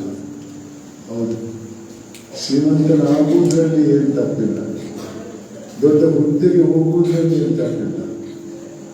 ಆದರೆ ಕಾನೂನು ಚೌಕಟ್ಟಲ್ಲಿ ಇನ್ನೊಬ್ಬನ ಜೇಬಿಗೆ ಹಾಕಿ, ಇನ್ನೊಬ್ಬನ ಹೊಟ್ಟೆ ಕಲ್ಲಾಕಿ ಸಂಪತ್ತನ್ನು ಪಡೆದರೆ ಅಥವಾ ದೊಡ್ಡ ಹುದ್ದೆಗೆ ಹೋದರೆ ಅದು ಬರೀ ಕಾನೂನಿನಲ್ಲಿ ಅನ್ಯಾಯ ಮಾತ್ರ ಅಲ್ಲ, ಅದರ ಪರಿಣಾಮ ನಿಮ್ಮ ವ್ಯಕ್ತಿಗಳ ಮೇಲೆ ಬೀಳುತ್ತದೆ. ಯಾರು ತಪ್ಪು ದಾರಿಯಲ್ಲಿ ಹೋಗಿದ್ದಾರೋ ಅವರು ಕೋರ್ಟ್ ಜೈಲಿಗೆ ಹೋಗಿರ್ಬೋದು, ಹೋಗದೇ ಇರ್ಬೋದು. ಆದರೆ ಅವರ ಆತ್ಮಸಾಕ್ಷಿ ಅವರನ್ನ ಸಂತಸದಲ್ಲಿ ಬಿಡಲ್ಲ. ಈ ಅಕ್ರಮವಾಗಿ ಮಾಡಿದಂತಹ ಸಂಪತ್ತನ್ನ ಬ್ಯಾಂಕಲ್ಲಿ ಇಡಕ್ಕಾಗಲ್ಲ, ಸುಲಭವಾಗಿ ಅದನ್ನ ಮಾರ್ಕೆಟ್ ಅಲ್ಲಿ ಖರ್ಚು ಮಾಡಕ್ಕೂ ಆಗಲ್ಲ. ಅದನ್ನ ಕಂತೆ ಕಟ್ಟಿ ಮನೆಯಲ್ಲೇ ಇಡಬೇಕಾಗ್ತದೆ. ಇಲ್ಲದ್ರೆ ಇನ್ಯಾರೋ ಪರಿಚಯ ಇದ್ದವ್ರ ಜೊತೆ ಯಾವ್ದಾದ್ರು ನೀವು ಇಟ್ಕೊಳ್ಳಿ ಅಂತ ಹೇಳ್ಬೇಕಾಗ್ತದೆ. ಅದು ಒಂದು ದಿವಸ ಇನ್ಕಮ್ ಟ್ಯಾಕ್ಸ್ನವರು ಅಥವಾ ಎನ್ಫೋರ್ಸ್ಮೆಂಟ್ ಡಿಪಾರ್ಟ್ಮೆಂಟ್ನವ್ರಿಗೆ ಗೊತ್ತಾದ್ರೆ ಅವ್ರು ದಾಳಿ ಮಾಡ್ತಾರೆ. ನಿಮ್ಮ ಮೇಲೆ ಕೇಸ್ ಹಾಕೋದು ಮಾತ್ರ ಅಲ್ಲ, ಎಲ್ಲ ಹಣವನ್ನ ಅವರು ಜಪ್ತಿ ಮಾಡ್ತಾರೆ. ಇತ್ತೀಚೆಗೆ ಒಂದು 3-4 ತಿಂಗಳ ಹಿಂದೆ ನಾನು ಟಿವಿಯಲ್ಲಿ ಒಂದು ನ್ಯೂಸ್ ಐಟಮ್ ನೋಡಿದೆ. ಒಬ್ಬ ಸಂಸದನ ಮನೆಗೆ ಇಡಿಯವರು ದಾಳಿ ಮಾಡ್ತಾರೆ, ಎನ್ಫೋರ್ಸ್ಮೆಂಟ್ ಡಿಪಾರ್ಟ್ಮೆಂಟ್ನವರು ದಾಳಿ ಮಾಡ್ತಾರೆ. ಅವ್ರು ಟಿವಿಯಲ್ಲಿ ತೋರಿಸ್ತಾರೆ, ಕಂತೆ ಹಣ ಬಂಡಲ್ ಮಾಡಿ ಕಬಾಟಲ್ಲಿ ಇಟ್ಟದ್ದು 252 ಕೋಟಿ ರೂಪಾಯಿ. ಆ ಹಣ ತಗೊಂಡೋಗ್ತಾರೆ, ಮತ್ತೆ ವಾಪಸ್ ಅವನಿಗೆ ಬರೋಣ, ಶಿಕ್ಷೆ ಕೂಡ ಆಗಿದೆ. ಆದ್ದರಿಂದ ಈ ಸಮಾಜದ ಭಾವನೆಯನ್ನು ಬದಲಾಯಿಸಿ ಹಿಂದೆ ಇದ್ದಂತಹ ಸಮಾಜವನ್ನು ಕಟ್ಟುವ ಪ್ರಯತ್ನ ಆಗಬೇಕು. ವ್ಯಕ್ತಿಗಳು ಪ್ರಾಮಾಣಿಕತೆಯನ್ನು ಅಳವಡಿಸಬೇಕು, ಅದರ ಪ್ರಯತ್ನ ಆಗಬೇಕು ಅನ್ನೋ ನಿಟ್ಟಿನಲ್ಲಿ ನಾನು ಈ ಶಾಲಾ ಕಾಲೇಜಿಗೆ ಹೋಗ್ತಾ ಇದ್ದೇನೆ. ಇವಾಗಲೇ ಹೇಳಿದಂಗೆ ನನಗೆ 85 ವರ್ಷ ವಯಸ್ಸು. ಇವಾಗ ಇನ್ನೂ ತಿರುಗ್ತಾ ಇದ್ದೇನೆ. ನಿನ್ನೆ 5 ವಿದ್ಯಾಸಂಸ್ಥೆ ಮತ್ತು ಇತರ ಸಂಸ್ಥೆಗಳಿಗೆ ಹೋಗಿದ್ದೆ ಇಲ್ಲಿ ಬಳ್ಳಾರಿಯಲ್ಲಿ. ನಾನು ಹೋಟೆಲ್ಗೆ ಹೋಗುವಾಗ 10 ಗಂಟೆ ಆಗಿತ್ತು. ಇವತ್ತು ಇದು 3ನೇ ಕಾರ್ಯಕ್ರಮ. ನಾಳೆ ಬೆಳಿಗ್ಗೆ ವಾಪಸ್ ಬ್ಯಾಂಗ್ಳೂರಿಗೆ ಹೋಗ್ತೇನೆ. ದಿನ ಕಾರ್ಯಕ್ರಮಗಳಲ್ಲಿ ಇರ್ತೇವೆ. ನಾನು ಶಾಲಾ ಕಾಲೇಜಿಗೆ ಜಾಸ್ತಿ ಹೋಗುವುದು ಯಾಕೆಂದ್ರೆ ನಿಮ್ಮ ಮನಸ್ಸು ನಿರ್ಮಲವಾಗಿದೆ ಇವತ್ತು. ಅದು ತಪ್ಪು ದಾರಿಯಲ್ಲಿ ಹೋಗುವ ಮೊದಲು ನಿಮಗೆ ಕೆಲವು ವಿಚಾರವನ್ನು ತಿಳಿಸಬೇಕು. ಯಾವುದು ಸರಿ ಯಾವುದು ತಪ್ಪು ಅನ್ನೋ ವಿಚಾರದಲ್ಲಿ ಮುಂದುವರಿಯುವುದು ಹೇಗೆ ತಿಳಿಸಬೇಕು. ನಿಮ್ಮಿಂದ ಸದಾ ಈ ಸಮಾಜವನ್ನು ಬದಲಾಯಿಸುವ ಪ್ರಯತ್ನ ಆಗಬೇಕು. ನಿಮ್ಮಲ್ಲಿ ನನಗೆ ನಂಬಿಕೆ ಧೈರ್ಯ ಇದೆ ಎನ್ನುವ ಕಾರಣದಿಂದ ನಾನು ಶಾಲಾ ಕಾಲೇಜಿಗೆ ಇಷ್ಟೊಂದು ಸಂಖ್ಯೆಯಲ್ಲಿ ಹೋಗ್ತಾ ಇದ್ದೇನೆ. ಬೇರೆ ಕಾರ್ಯಕ್ರಮಕ್ಕೆ ಹೋಗ್ತೇನೆ, ಆದರೆ ಇಷ್ಟೊಂದು ಕಾರ್ಯಕ್ರಮಕ್ಕೆ ಹೋಗೋವೆಲ್ಲ ನಾನು. ಇವತ್ತಿನ ಪರಿಸ್ಥಿತಿಗೆ ಕಾರಣ ಯಾವ ರೋಗನೂ ಅಲ್ಲ, ನಾವೇ ಮಾಡಿಕೊಂಡಂತ ಒಂದು ತಪ್ಪು ದಾರಿ. ಆ ದಾರಿ ಏನಂದ್ರೆ ನಿಮಗೆ 2 ದಾರಿ ಕಾಣಿಸ್ತದೆ. ಒಂದರಲ್ಲಿ ಬಹಳಷ್ಟು ಹಣ ಎಲ್ಲ ಇದ್ದ ದಾರಿ, ಇನ್ನೊಂದರಲ್ಲಿ ನೀತಿ ಇದ್ದ ದಾರಿ. ಒಂದು ಮೊದಲನೇದು ದುರಾಸೆಯ ದಾರಿ, ನೋಡಕ್ಕೆ ಬಹಳ ಚಂದ ಇರ್ತದೆ, ಖುಷಿಯಾಗಿರ್ಬೋದು ಅಂತ ನೀವು ತಿಳ್ಕೊಳ್ತೀರ. ಇನ್ನೊಂದು ಸಾಧಾರಣ ದಾರಿ, ಅದು ನೀತಿಯ ದಾರಿ. ಇದರಲ್ಲಿ ಯಾವುದು ನೀವು ಅಳವಡಿಸಬೇಕು ಅನ್ನೋದರ ಬಗ್ಗೆ ನಿಮಗೆ ಸ್ವಲ್ಪ ಮಾಹಿತಿ ಕೊಡೋಕ್ಕೆ ನಾನು ಹೇಳ್ತಾ ಇದ್ದೇನೆ. ತಪ್ಪು ದಾರಿಯಲ್ಲಿ ಹೋದರೆ ನಿಮ್ಮ ಸಂತಸ ಅತಿ ಮಿತಿಯಾಗಿರ್ತದೆ. ಅದು ಯಾವಾಗ ನಿಮ್ಮ ವಿರುದ್ಧ ಬರ್ತದೆ ಅನ್ನೋದು ಹೇಳಕ್ಕೆ ಸಾಧ್ಯ. ಶಿಕ್ಷೆ ಆದಂತೆ 40 ಜನರು ಸುಖವಾಗಿದ್ದಾರೆ ಅಂತ ಅದು ತಪ್ಪು ತಿಳುವಳಿಕೆ, ಸಂಖ್ಯೆ ಸರಿಯಾಗಿರ್ಬೋದು. ಈ ತಪ್ಪು ದಾರಿಗೆ ಹೋಗಕ್ಕೆ ಕಾರಣ ಒಂದು ರೋಗ ಅಂದ್ರೆ ನಾನು ಅದನ್ನ ಬೇರೆ ಭಾಗದ ಅರ್ಥದಲ್ಲಿ ಹೇಳ್ತಾ ಇದ್ದೇನೆ. ದುರಾಸೆ ಅನ್ನೋ ಒಂದು ರೋಗ, ಮಿತಿ ಇಲ್ಲದೆ ತಪ್ಪು ದಾರಿಯಲ್ಲಿ ಹೋಗಿ ಸಂಪತ್ತನ್ನು ಪಡೆಯುವಂತಹ ಒಂದು ರೋಗ ದುರಾಸೆ. ಈ ರೋಗಕ್ಕೆ ಮದ್ದಿಲ್ಲ. ಎಲ್ಲ ಬೇರೆ ರೋಗಗಳಿಗೆ ಮದ್ದಿದೆ. ಕ್ಯಾನ್ಸರ್ಗೆ ಮದ್ದಿದೆ, ಟ್ಯೂಬರ್ಕ್ಲೋಸಿಸ್ಗೆ ಮದ್ದಿದೆ, ಕೋವಿಡ್ಗೆ ಮದ್ದಿದೆ, ಡೆಂಗ್ಯೂಗೆ ಮದ್ದಿದೆ, ದುರಾಸೆಗೆ ಮದ್ದಿಲ್ಲ. ಅದಕ್ಕೆ ಒಂದೇ ಒಂದು ದಾರಿ, ನಮ್ಮ ಹಿರಿಯರು ಕಟ್ಟಿದಂತಹ ಒಂದು ಮೌಲ್ಯ. ಕನ್ನಡದಲ್ಲಿ ತೃಪ್ತಿ ಅಂತೇವೆ, ಇಂಗ್ಲಿಷಲ್ಲಿ ಕಂಟೆಂಟ್ಮೆಂಟ್ ಅಂತೇವೆ. ತೃಪ್ತಿ ನಮ್ಮಲ್ಲಿದ್ದರೆ ದುರಾಸೆ ಬರಲ್ಲ. ದುರಾಸೆ ಇದ್ದು ಮತ್ತು ತೃಪ್ತಿಯನ್ನು ಬಲಪಡಿಸಿದ್ರೆ ಆ ತೃಪ್ತಿ ದುರಾಸೆಗೆ ಮಟ್ಟ ಆಗ್ತದೆ. ಇದು ನನ್ನ ವೈಯಕ್ತಿಕ ಅನುಭವದಿಂದ ನಾನು ನಿಮಗೆ ಹೇಳುವಂತಹ ವಿಚಾರ.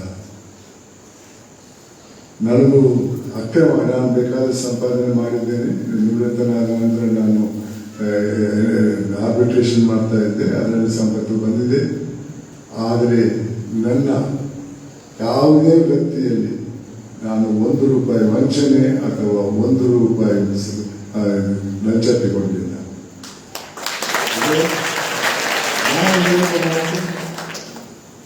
ಇವತ್ತಿನವರೆಗೆ ನಾನು ನಿವೃತ್ತನಾಗಿ 12 ವರ್ಷ ಆಯಿತು. 3 ಮುಖ್ಯಮಂತ್ರಿಗಳ ವಿರುದ್ಧ ವರದಿ ಕೊಟ್ಟಿದ್ದೇನೆ, 8 ಮಂತ್ರಿಗಳ ವಿರುದ್ಧ ಕೊಟ್ಟಿದ್ದೇನೆ, ಹಲವಾರು MLAಗಳು ಅಧಿಕಾರಿಗಳ ವಿರುದ್ಧ ವರದಿ ಕೊಟ್ಟಿದ್ದೇನೆ, ಬೇರೆ ಬೇರೆ ತಪ್ಪು ಮಾಡಿದ ವರದಿ. ಇಷ್ಟರವರೆಗೆ ಇವತ್ತು ನಾನು ಮಾತಾಡುವವರೆಗೆ ಯಾರೂ ಏನು ಆರೋಪ ಮಾಡಲಿಲ್ಲ ನನ್ನ ಮೇಲೆ. ಆದ್ರಿಂದ ನನ್ನ ವೈಯಕ್ತಿಕ ಅನುಭವವನ್ನು ನಾನು ಎಷ್ಟು ಮಾಡ್ಬೋದಿತ್ತು. ಇಂತಹ ದೊಡ್ಡ ದೊಡ್ಡ ವ್ಯಕ್ತಿಗಳು ಆ ಹುದ್ದೆಯಲ್ಲಿ ಇರಕ್ಕೆ ಎಷ್ಟು ಖರ್ಚು ಮಾಡ್ತಾ ಇದ್ದಾರೆ. ಇತ್ತೀಚೆಗೆ ಒಂದು ಪಕ್ಷದವರು, ಅವರ ಮುಖ್ಯಮಂತ್ರಿ ಲೀಡರು, ಅವ್ರು ಹೇಳ್ತಾರೆ ವಿರೋಧ ಪಕ್ಷದವರಿಗೆ ನಾವು ನಮ್ಮ ಪಾರ್ಟಿಯವರನ್ನ ವಿರೋಧ ಪಕ್ಷಕ್ಕೆ ಕರ್ಕೊಂಡು ಹೋಗಕ್ಕೆ ₹50 ಕೋಟಿ ಕೊಟ್ಟರು. ಅವರ ಇನ್ನೊಬ್ಬರು ಸದಸ್ಯ ಹೇಳ್ತಾ ಇಲ್ಲ 50 ಅಲ್ಲ 100 ಕೋಟಿ. ಒಬ್ಬ ಸದಸ್ಯರಿಗೆ ನಾನು 3 ಮುಖ್ಯಮಂತ್ರಿಗಳಿಗೆ ವಿರುದ್ಧ ಚಾರ್ಜ್ ಶೀಟ್ ಹಾಕುವಾಗ ನನಗೆ ಎಷ್ಟು ಬರ್ಬೋದು? ವಿದ್ಯಾರ್ಥಿ ಆ ಹಣದಿಂದ ಸಂತಸ ಬರಲ್ಲ. ಸರಿ ದಾರಿಯಲ್ಲಿ ಹೋದ ದಾರಿಯಲ್ಲಿ ಮಾತ್ರ ಸಂತಸ. ಹಾಗಂದ್ರೆ ಒಂದು ಡಿಗ್ರಿ ಬಂತು, ಕೆಲಸ ಸಿಕ್ತು, ಇನ್ನೇನು ಬೇಡ, ನಾನು ಸನ್ಯಾಸಿ ಆಗ್ತೇನೆ ಅಂತಲ್ಲ. ನಿಮ್ಮಲ್ಲಿ ಆಕಾಂಕ್ಷೆ ಅನ್ನೋ ಒಂದು ಗುಣ ಇರಬೇಕು.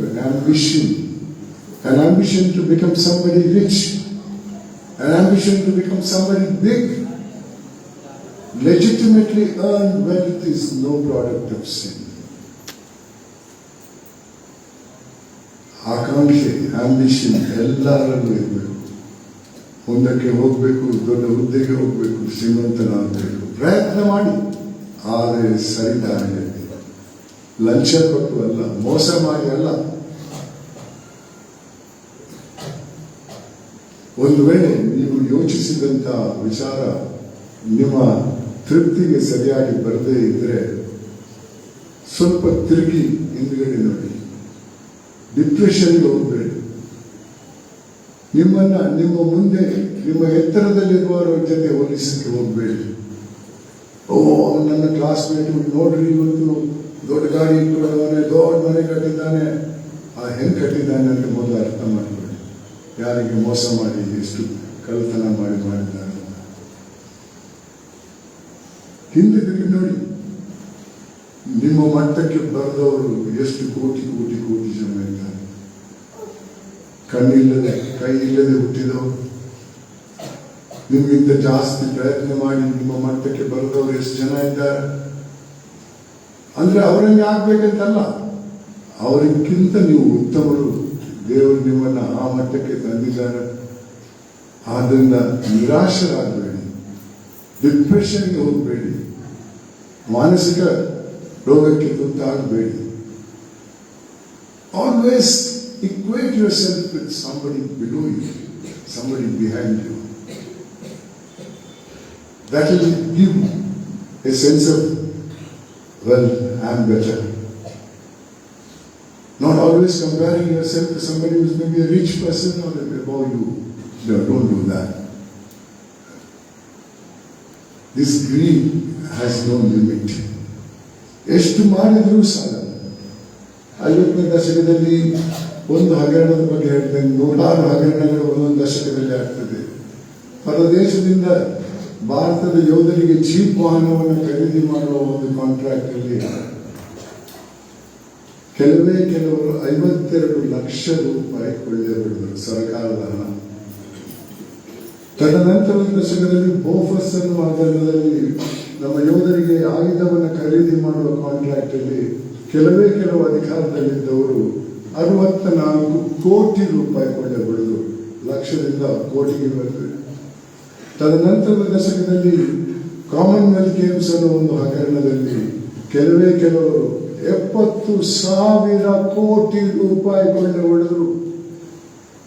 ಎಲ್ಲಿಂದ ಎಲ್ಲಿಗೆ ಬಂದವರು ಲೆಕ್ಕ ಹಾಕಿ. 64 ಲಕ್ಷ, 52 ಲಕ್ಷ, 64 ಕೋಟಿ, 70,000 ಕೋಟಿ ಎಲ್ಲಿಗೆ ನಿಲ್ಲಿಲ್ಲ. ತದನಂತರದ ದಶಕದಲ್ಲಿ ಒಂದು ಹಗರಣದಲ್ಲಿ 2G ಅನ್ನೋ ಒಂದು ಹಗರಣದಲ್ಲಿ 1,76,000 ಕೋಟಿ ರೂಪಾಯಿ. ಎಷ್ಟು ಸೊನ್ನೆ ಇದೆ ಅಂತ ಲೆಕ್ಕ ಹಾಕಿ. ತದನಂತರದ ದಶಕದಲ್ಲಿ ಕೋಲ್ಗೇಟ್ ಅನ್ನೋ ಒಂದು ಹಗರಣದಲ್ಲಿ 1,86,000 ಕೋಟಿ ರೂಪಾಯಿ. ಆ ಬೋಫರ್ಸ್ ಅನ್ನುವ ಹಗರಣದಲ್ಲಿ, ಬೋಫರ್ಸ್ ಅಲ್ಲ, 2G ಅನ್ನುವ ಹಗರಣದಲ್ಲಿ 1,76,000 ಕೋಟಿ ರೂಪಾಯಿ ಹೋಯ್ತಲ್ಲ. ಆ ವರ್ಷ ಕರ್ನಾಟಕದ ಬಜೆಟ್ 1,16,000. 4 ಲಕ್ಷ ಸರ್ಕಾರಿ ನೌಕರರ ವೇತನಕ್ಕೆ, ಅಭಿವೃದ್ಧಿಗೆ ಒಂದು ವರ್ಷಕ್ಕೆ ಮೀಸಲಾಗಿದ್ದ ಹಣ 1,16,000 ಕೋಟಿ. ಆದರೆ ಈ ಹಗರಣದಲ್ಲಿ ಸೋಲ್ಕೊಂಡು ಹೋದದ್ದು 1,76,000 ಕೋಟಿ. ಈ ಎಲ್ಲ ಹಣವನ್ನು ಕೋಲ್ಗೇಟಲ್ಲಿ 1,86,000 ಕೋಟಿ ರೂಪಾಯಿ ಒಂದು ಹಗರಣದಲ್ಲಿ. ಒಂದು ವರ್ಷದಲ್ಲಿ ಆದ ಎಲ್ಲ ಹಗರಣದ ಮೊತ್ತವನ್ನು ಒಟ್ಟು ಸೇರಿಸಿದ್ರೆ ಎಷ್ಟು ಹಣ ಹೋಗಿರಬಹುದು? 1985ರಲ್ಲಿ ಅಂದಿನ ಪ್ರಧಾನಮಂತ್ರಿ ದಿವಂಗತ ರಾಜೀವ್ ಗಾಂಧಿಯವರು ಮೈಸೂರಲ್ಲಿ ತಮ್ಮ ಭಾಷಣದಲ್ಲಿ ಹೇಳ್ತಾರೆ, ಆ ವರ್ಷ 1985ರಲ್ಲಿ ಸರ್ಕಾರ ಅಭಿವೃದ್ಧಿಗೆ ಕೊಟ್ಟಂತಹ 1 ರೂಪಾಯಿಯಲ್ಲಿ ಕೊನೆಯ ಹಂತಕ್ಕೆ ಹೋದದ್ದು 15 ಪೈಸೆ ಮಾತ್ರ. ಇಷ್ಟೊಂದು ಹಣ ಅಭಿವೃದ್ಧಿಯಿಂದ ಇನ್ಯಾರೋ ಹೊಡ್ಕೊಂಡು ಹೋದ್ರೆ ಏನು ಅಭಿವೃದ್ಧಿ ಆಗ್ತದೆ ಲೆಕ್ಕ ಹಾಕಿ. ನಾನು ಚಿಕ್ಕವನಾಗಿದ್ದಾಗ ನನ್ನ ಪೋಷಕರು ಹೇಳ್ತಾ ಇದ್ರು, ಎಂಜಿನಿಯರ್ ಆಗಬೇಕು, ಡಾಕ್ಟರ್ ಆಗಬೇಕು. ಇವತ್ತು ಪೋಷಕರು ಹೇಳೋದು ರಾಜಕೀಯಕ್ಕೆ ಹೋಗ್ಬೇಕು, ಅಲ್ಲಿ ಬರುವ ಸಂಭಾವನೆ ಇನ್ನೆಲ್ಲೂ ಬರಲ್ಲ. ಸಂಭಾವನೆ ಅಲ್ಲ, ಅಲ್ಲಿ ಬರುವ ಲಾಭ. ಇದಕ್ಕೆ ನೀವು ಗೊತ್ತಾಗಬೇಕು. ಕಂಟೆಂಟ್ಮೆಂಟ್ ಇದ್ರೆ ಅಂದ್ರೆ ಇದ್ದದ್ರಲ್ಲೇ ಸಂತಸ ಪಡಿ. ನನ್ನ ತಂದೆಯವರು ಸುಪ್ರೀಂ ಕೋರ್ಟ್ ಜಡ್ಜ್ ಆಗಿದ್ದಾಗ ಅವರ ಸಂಬಳ 4,000, 73ನೇ ಇಸ್ವಿಯಲ್ಲಿ. ನಮಗೆ ದಾರಿ ತೋರಿಸಿದವರು ಅವರು. ಚಿಕ್ಕಂದಿನಲ್ಲೇ ಹೇಳಿದ್ರು, ನಾನು ಹೋಗುವಾಗ ಏನೂ ಬಿಟ್ಟು ಹೋಗಲ್ಲ, ಇದ್ದದ್ರಲ್ಲೇ ನೀವು ಸಂತಸ ಪಡ್ಕೊಳ್ಬೇಕು, ನಿಮ್ಮ ಭವಿಷ್ಯವನ್ನು ನೀವೇ ನೋಡ್ಕೊಳ್ಬೇಕು, ಆದರೆ ಸರಿದಾರಿಯಲ್ಲಿ ಅಂತ ಹೇಳ್ತಾ ಇದ್ರು. ನಾನು ಸುಪ್ರೀಂ ಕೋರ್ಟ್ ನ್ಯಾಯಾಧೀಶನಾಗಿದ್ದಾಗ ಆ ಸಂಬಳ 4,000ದಿಂದ 50,000 ಆಯಿತು. ಆ ನಂತರ ಇವತ್ತು 3.5 ಲಕ್ಷ. ಆ ರೂಪಾಯಿಗೆ ಬೆಲೆ ಏನಿದೆ? ಇದಕ್ಕೆ ಕಾರಣ ಯಾರು? ನಾವೇ. ನಮ್ಮ ದುರಾಸೆ. ಇದರಿಂದ ಎಷ್ಟು ಜನರಿಗೆ ಅನ್ಯಾಯ ಆಗ್ತದೆ. ಸ್ವಲ್ಪ ಯೋಚನೆ ಮಾಡಿ. ಯಾವ ಹುದ್ದೆಗೂ ಹೋಗುವುದಿದ್ರೆ ಇವತ್ತು ಆ ಭ್ರಷ್ಟರ ಭಾವನೆಗಳೇನೆಂದ್ರೆ ಒಂದು ನಿರ್ಧಾರಕ್ಕೆ ಬರಬೇಕಾದ್ರೆ ಇದರಲ್ಲಿ ನನಗೆ ಏನಿದೆ ಅಂತ. ಆ ಮಾತನ್ನು ಎಂದೂ ಮಾಡಬೇಡಿ. ಇದರಲ್ಲಿ ನನ್ನ ಕರ್ತವ್ಯ ಏನು, ಯಾರಿಗೆ ನಾನು ಸಹಾಯ ಮಾಡಬೇಕು, ಎಷ್ಟು ಅಭಿವೃದ್ಧಿ ಆಗಬೇಕು, ಅದನ್ನು ಯೋಚನೆ ಮಾಡಿ ಇಂಥ ಹುದ್ದೆಗೆ ಬನ್ನಿ. ಆವಾಗ ಆಡಳಿತದಲ್ಲಿ ಸುಧಾರಣೆ ಬರ್ತದೆ, ಸಮಾಜದಲ್ಲಿ ಶಾಂತಿ ಸೌಹಾರ್ದ ಇರ್ತದೆ. ಅದು ಇಲ್ಲದೆ ಹೋದರೆ ಸಮಾಜದಲ್ಲಿ ಶಾಂತಿ ಇರಲ್ಲ. ನಿಮ್ಮ ಮುಂದಿನ ಭವಿಷ್ಯ ಏನಾಗ್ತದೆ ಅಂತ ಹೇಳಕ್ಕೆ ಸಾಧ್ಯವಿಲ್ಲ. ವಿದ್ಯಾರ್ಥಿನಿಯರೇ, ಇದಕ್ಕೆ ಬಹಳಷ್ಟು ಉದಾಹರಣೆಗಳಿವೆ. ಬೇರೆ ಬೇರೆ ದೇಶದಲ್ಲಿ ಏನಾಗಿದೆ ಅನ್ನೋ ವಿಚಾರ ಬರೀ ದುರಾಸೆಯಿಂದ.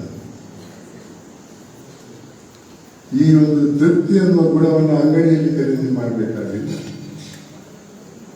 ನೀವೇ ಅಳವಡಿಸಬೇಕು. ಆದರೆ ಇದನ್ನು ನಿಮಗೆ ಹೇಳಿಕೊಡುವವರು ಯಾರು? ನಾನು ಚಿಕ್ಕವನಾಗಿದ್ದಾಗ ನನ್ನ ಪೋಷಕರು ಹೇಳ್ತಾ ಇದ್ರು, ಯಾರು ಮಾಡಬೇಡ ಅಂತ. ತಪ್ಪು ಮಾಡಿದ್ರೆ ಹೇಳ್ತಿದ್ದಲ್ಲಿ ನೆನಪಿದೆ. ಶಾಲೆಗೆ ಹೋದಾಗ ನೀತಿ ಪಾಠ ಅಂತ ಒಂದು ಸಬ್ಜೆಕ್ಟ್ ಇತ್ತು, ಮಾರಲ್ ಸೈನ್ಸ್ ಅಂತ. ಇವಾಗ ಅಪ್ಪ ಅಮ್ಮ ಇಬ್ರು ಕೆಲಸ ಮಾಡೋರು, ಆ ಕೆಲಸದ ತನ್ನ ಮನೆಗೆ ತರ್ತಾರೆ, ಕಂಪ್ಯೂಟರಲ್ಲಿ ಕೂತು ಕೆಲಸ ಮಾಡ್ತಾ ಇರ್ತಾರೆ. ನಿಮಗೆ ಐಫೋನ್ ಕೊಟ್ಟಿರ್ತಾರೆ, ಐಫೋನಲ್ಲಿ ಯಾವ ಮೌಲ್ಯನೂ ಇಲ್ಲ, ಸರಿದಾರಿಗೆ ಹೋಗೋ ದಾರಿನೇ ಇಲ್ಲ, ಎಲ್ಲ ತಪ್ಪು ದಾರಿಗೆ ಹೋಗುದು. ಎಲ್ಲಿ ಕಲಿತೀರ? ಶಾಲೆಗೆ ಹೋದಾಗ ಎಲ್ಲಿದೆ ನೀತಿ ಪಾಠ? ಇವತ್ತಿನ ಪಠ್ಯದಲ್ಲಿ ಯಾವ ನೀತಿನೂ ಇಲ್ಲ. ಬೇಡ, ಯಾರಿಗೂ ನೀತಿ ಬೇಡ. ನೀತಿಯಿಂದ ಹಣ ಮಾಡೋಕ್ಕಾಗಲ್ಲ. ಆದರೆ ಸಮಾಜದಲ್ಲಿ ಶಾಂತಿ ಸೌಹಾರ್ದ ತರಬಹುದು. ಆ ಜವಾಬ್ದಾರಿ ನಿಮ್ಮಲ್ಲಿದೆ. ನಿಮಗಾಗಿ, ನಿಮ್ಮ ಮಕ್ಕಳಿಗಾಗಿ, ನಿಮ್ಮ ಮೊಮ್ಮಕ್ಕಳಿಗಾಗಿ ಈ ಒಂದು ಮೌಲ್ಯವನ್ನು ಅಳವಡಿಸಿ. ಇನ್ನೊಂದು ಮೌಲ್ಯದ ಅಗತ್ಯ ಇದೆ, ಅದು ಮಾನವೀಯತೆ.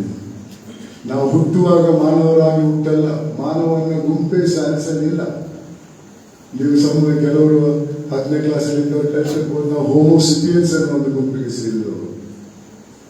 ಮಾನವೀಯತೆ ಅನ್ನೋದು ಒಂದು ಮೌಲ್ಯ ನಮ್ಮ ಹಿರಿಯರು ಕಟ್ಟಿತ್ತು, ಅದನ್ನು ನಾವಾಗಿ ಅಳವಡಿಸಬೇಕು ನಮ್ಮಲ್ಲಿ. ನಾವು ಮಾನವರಾಗಬೇಕಾದ್ರೆ ನಮ್ಮ ಹಿರಿಯರು ಹೇಳಿದ್ದಾರೆ, ಏನೇ ಆಗು, ನಿನಗೆ ಬೇಕಾದವನಾಗು, ಆದರೆ ಮೊದಲು ಮಾನವನಾಗುವಂತಾರೆ. ಎಂಥ ಮಾತು! ಅದಕ್ಕೆ ಪೂರಕವಾಗಿ ನಾನು ಶಾಲಾ ಕಾಲೇಜಿಗೆ ಹೋಗುವಾಗ ನನ್ನದೇ ಆದ ಒಂದು ಸಂದೇಶವನ್ನು ಕೊಡ್ತಾ ಇರ್ತೇನೆ. ಹುಟ್ಟುವಾಗ ಮಾನವನಾಗಿ ಹುಟ್ಟದೇ ಇದ್ದು ಜೀವನ ಪಥದಲ್ಲಿ ಮಾನವೀಯತೆಯನ್ನು ಅಳವಡಿಸಿಕೊಂಡು ಸಾಯುವಾಗ ಮಾನವನಾಗಿ ಸತ್ತರೆ ಅದಕ್ಕೆ ಮೇಲ್ಪಟ್ಟಂತಹ ಗೌರವ ಯಾವುದೂ ಇಲ್ಲ. ದಯವಿಟ್ಟು ಮಾನವೀಯತೆಯನ್ನು ಅಳವಡಿಸಿ ಸಮಾಜದಲ್ಲಿ ಶಾಂತಿ ಸೌಹಾರ್ದವನ್ನು ತನ್ನಿ.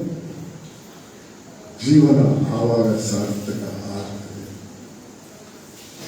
ನಿಮ್ಮಲ್ಲಿ ಸಂವಾದ ಮಾಡಲಿದೆ.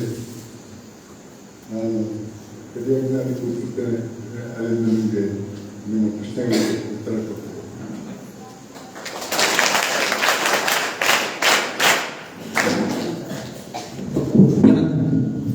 ಅಲ್ಲಿ ಕಾಣಿಸ್ಕೊಂಡು ನಹಿ ಜ್ಞಾನೇನ ಸದೃಶಂ.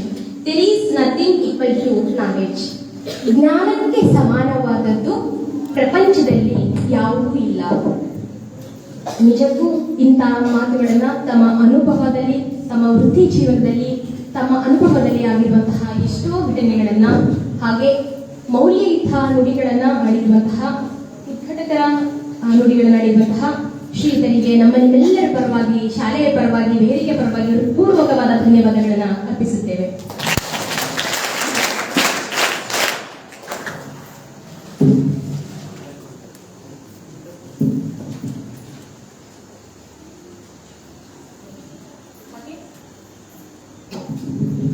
ಇದೀಗ ಜಗಳೂರು ಲಕ್ಷ್ಮಣರಾವ್ ಸರ್ ಅವರು ಮೊರಾರ್ಜಿ ದೇಸಾಯಿ ಅವರ ಭಾವಚಿತ್ರವನ್ನ ಬರಿಗೈಯಿಂದ ಕತ್ತರಿಸುವ ಮೂಲಕ ಅವರ ಒಂದು ಭಾವಚಿತ್ರವನ್ನ ಪ್ರದರ್ಶನ ಮಾಡಲಿದ್ದಾರೆ.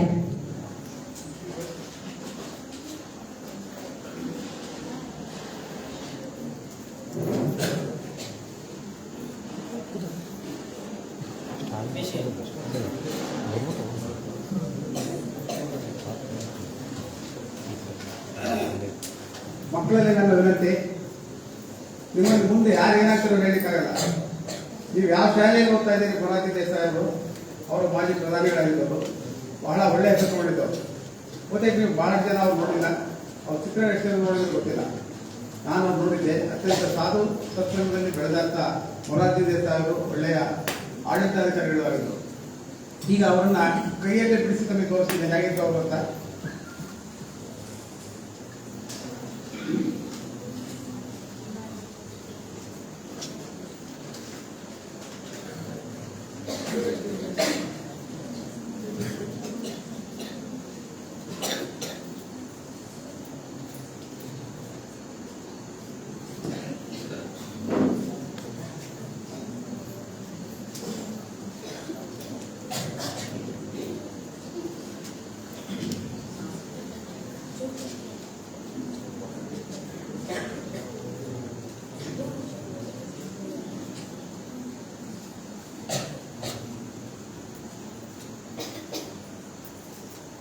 ಜೋರಾಗಿ ಚಪ್ಪಾಳೆ ತಟ್ಟಿದ್ದೆ. ಮೊರಾರ್ಜಿ ದೇಸಾಯಿ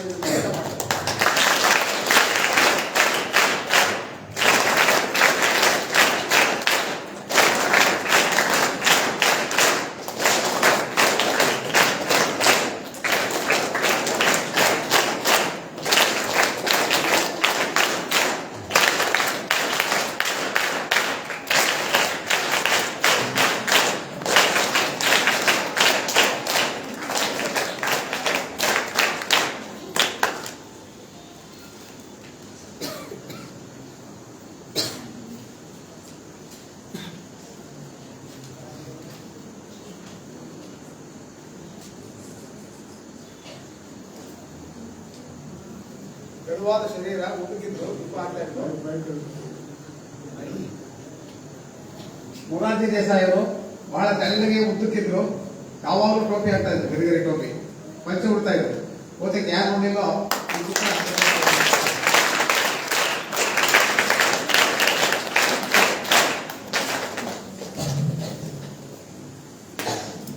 ಧನ್ಯವಾದಗಳು ಸರ್. ಇದೀಗ ಕಾರ್ಯಕ್ರಮದ ಕೇಂದ್ರ ಘಟ್ಟ, ನೀವು ನಾವೆಲ್ಲರೂ ಕಾತುರದಿಂದ ಕಾಯುವಂತಹ ಹಾಗೆ ಎತ್ತಣ ಮಾಮರ ಎತ್ತಣ ಕೋಗಿಲೆ, ಎತ್ತಣ ಮಾಮರ ಎತ್ತಣ ಕೋಗಿಲೆ, ಎತ್ತಣಿನೆತ್ತ ಸಂಬಂಧವಯ್ಯ, ಬೆಟ್ಟದ ನೆಲ್ಲಿಕಾಯಿ ಸಮುದ್ರದೊಳಗಣ ಉಪ್ಪು, ಎತ್ತಣಿನೆತ್ತ ಸಂಬಂಧವಯ್ಯ. ಹಾಗೆ ನ್ಯಾಯಾಲಯವೇ ನಮ್ಮ ಮುಂದೆ ಹಾಜರಾಗಿದೆ. ಹಾಗಾಗಿ ಅದಕ್ಕೆ ಸಂಬಂಧಪಟ್ಟಂತೆ ವಿದ್ಯಾರ್ಥಿಗಳ ಸಂತೋಷ ಸರ್ ಜೊತೆ ವಿದ್ಯಾರ್ಥಿಗಳೊಂದಿಗಿನ ಸಂವಾದ ಕಾರ್ಯಕ್ರಮ ಇದೀಗ ಪ್ರಾರಂಭವಾಗುತ್ತೆ. ಈ ಸಂವಾದ ಕಾರ್ಯಕ್ರಮದಲ್ಲಿ ಮಕ್ಕಳ ಒಂದು ಪ್ರಶ್ನೆಗಳು ಏನಿದಾವೆ ಅವರು ಎಲ್ಲರೂ ಕೈ ಎತ್ತಿ ಒಬ್ಬೊಬ್ಬರಾಗಿ ಮಾತಾಡಬೇಕು. ತಮಗೆ ಸಂಬಂಧಪಟ್ಟಂತಹ ಪ್ರಶ್ನೆಗಳನ್ನ ನೀವು ಸರ್ ಕೇಳಬಹುದು. ಮಾತಾಡೋ ವಿದ್ಯಾರ್ಥಿಗಳು ಕೈ ಎತ್ತಿ ಮೈಕ್ ಕೊಡ್ತೀನಿ.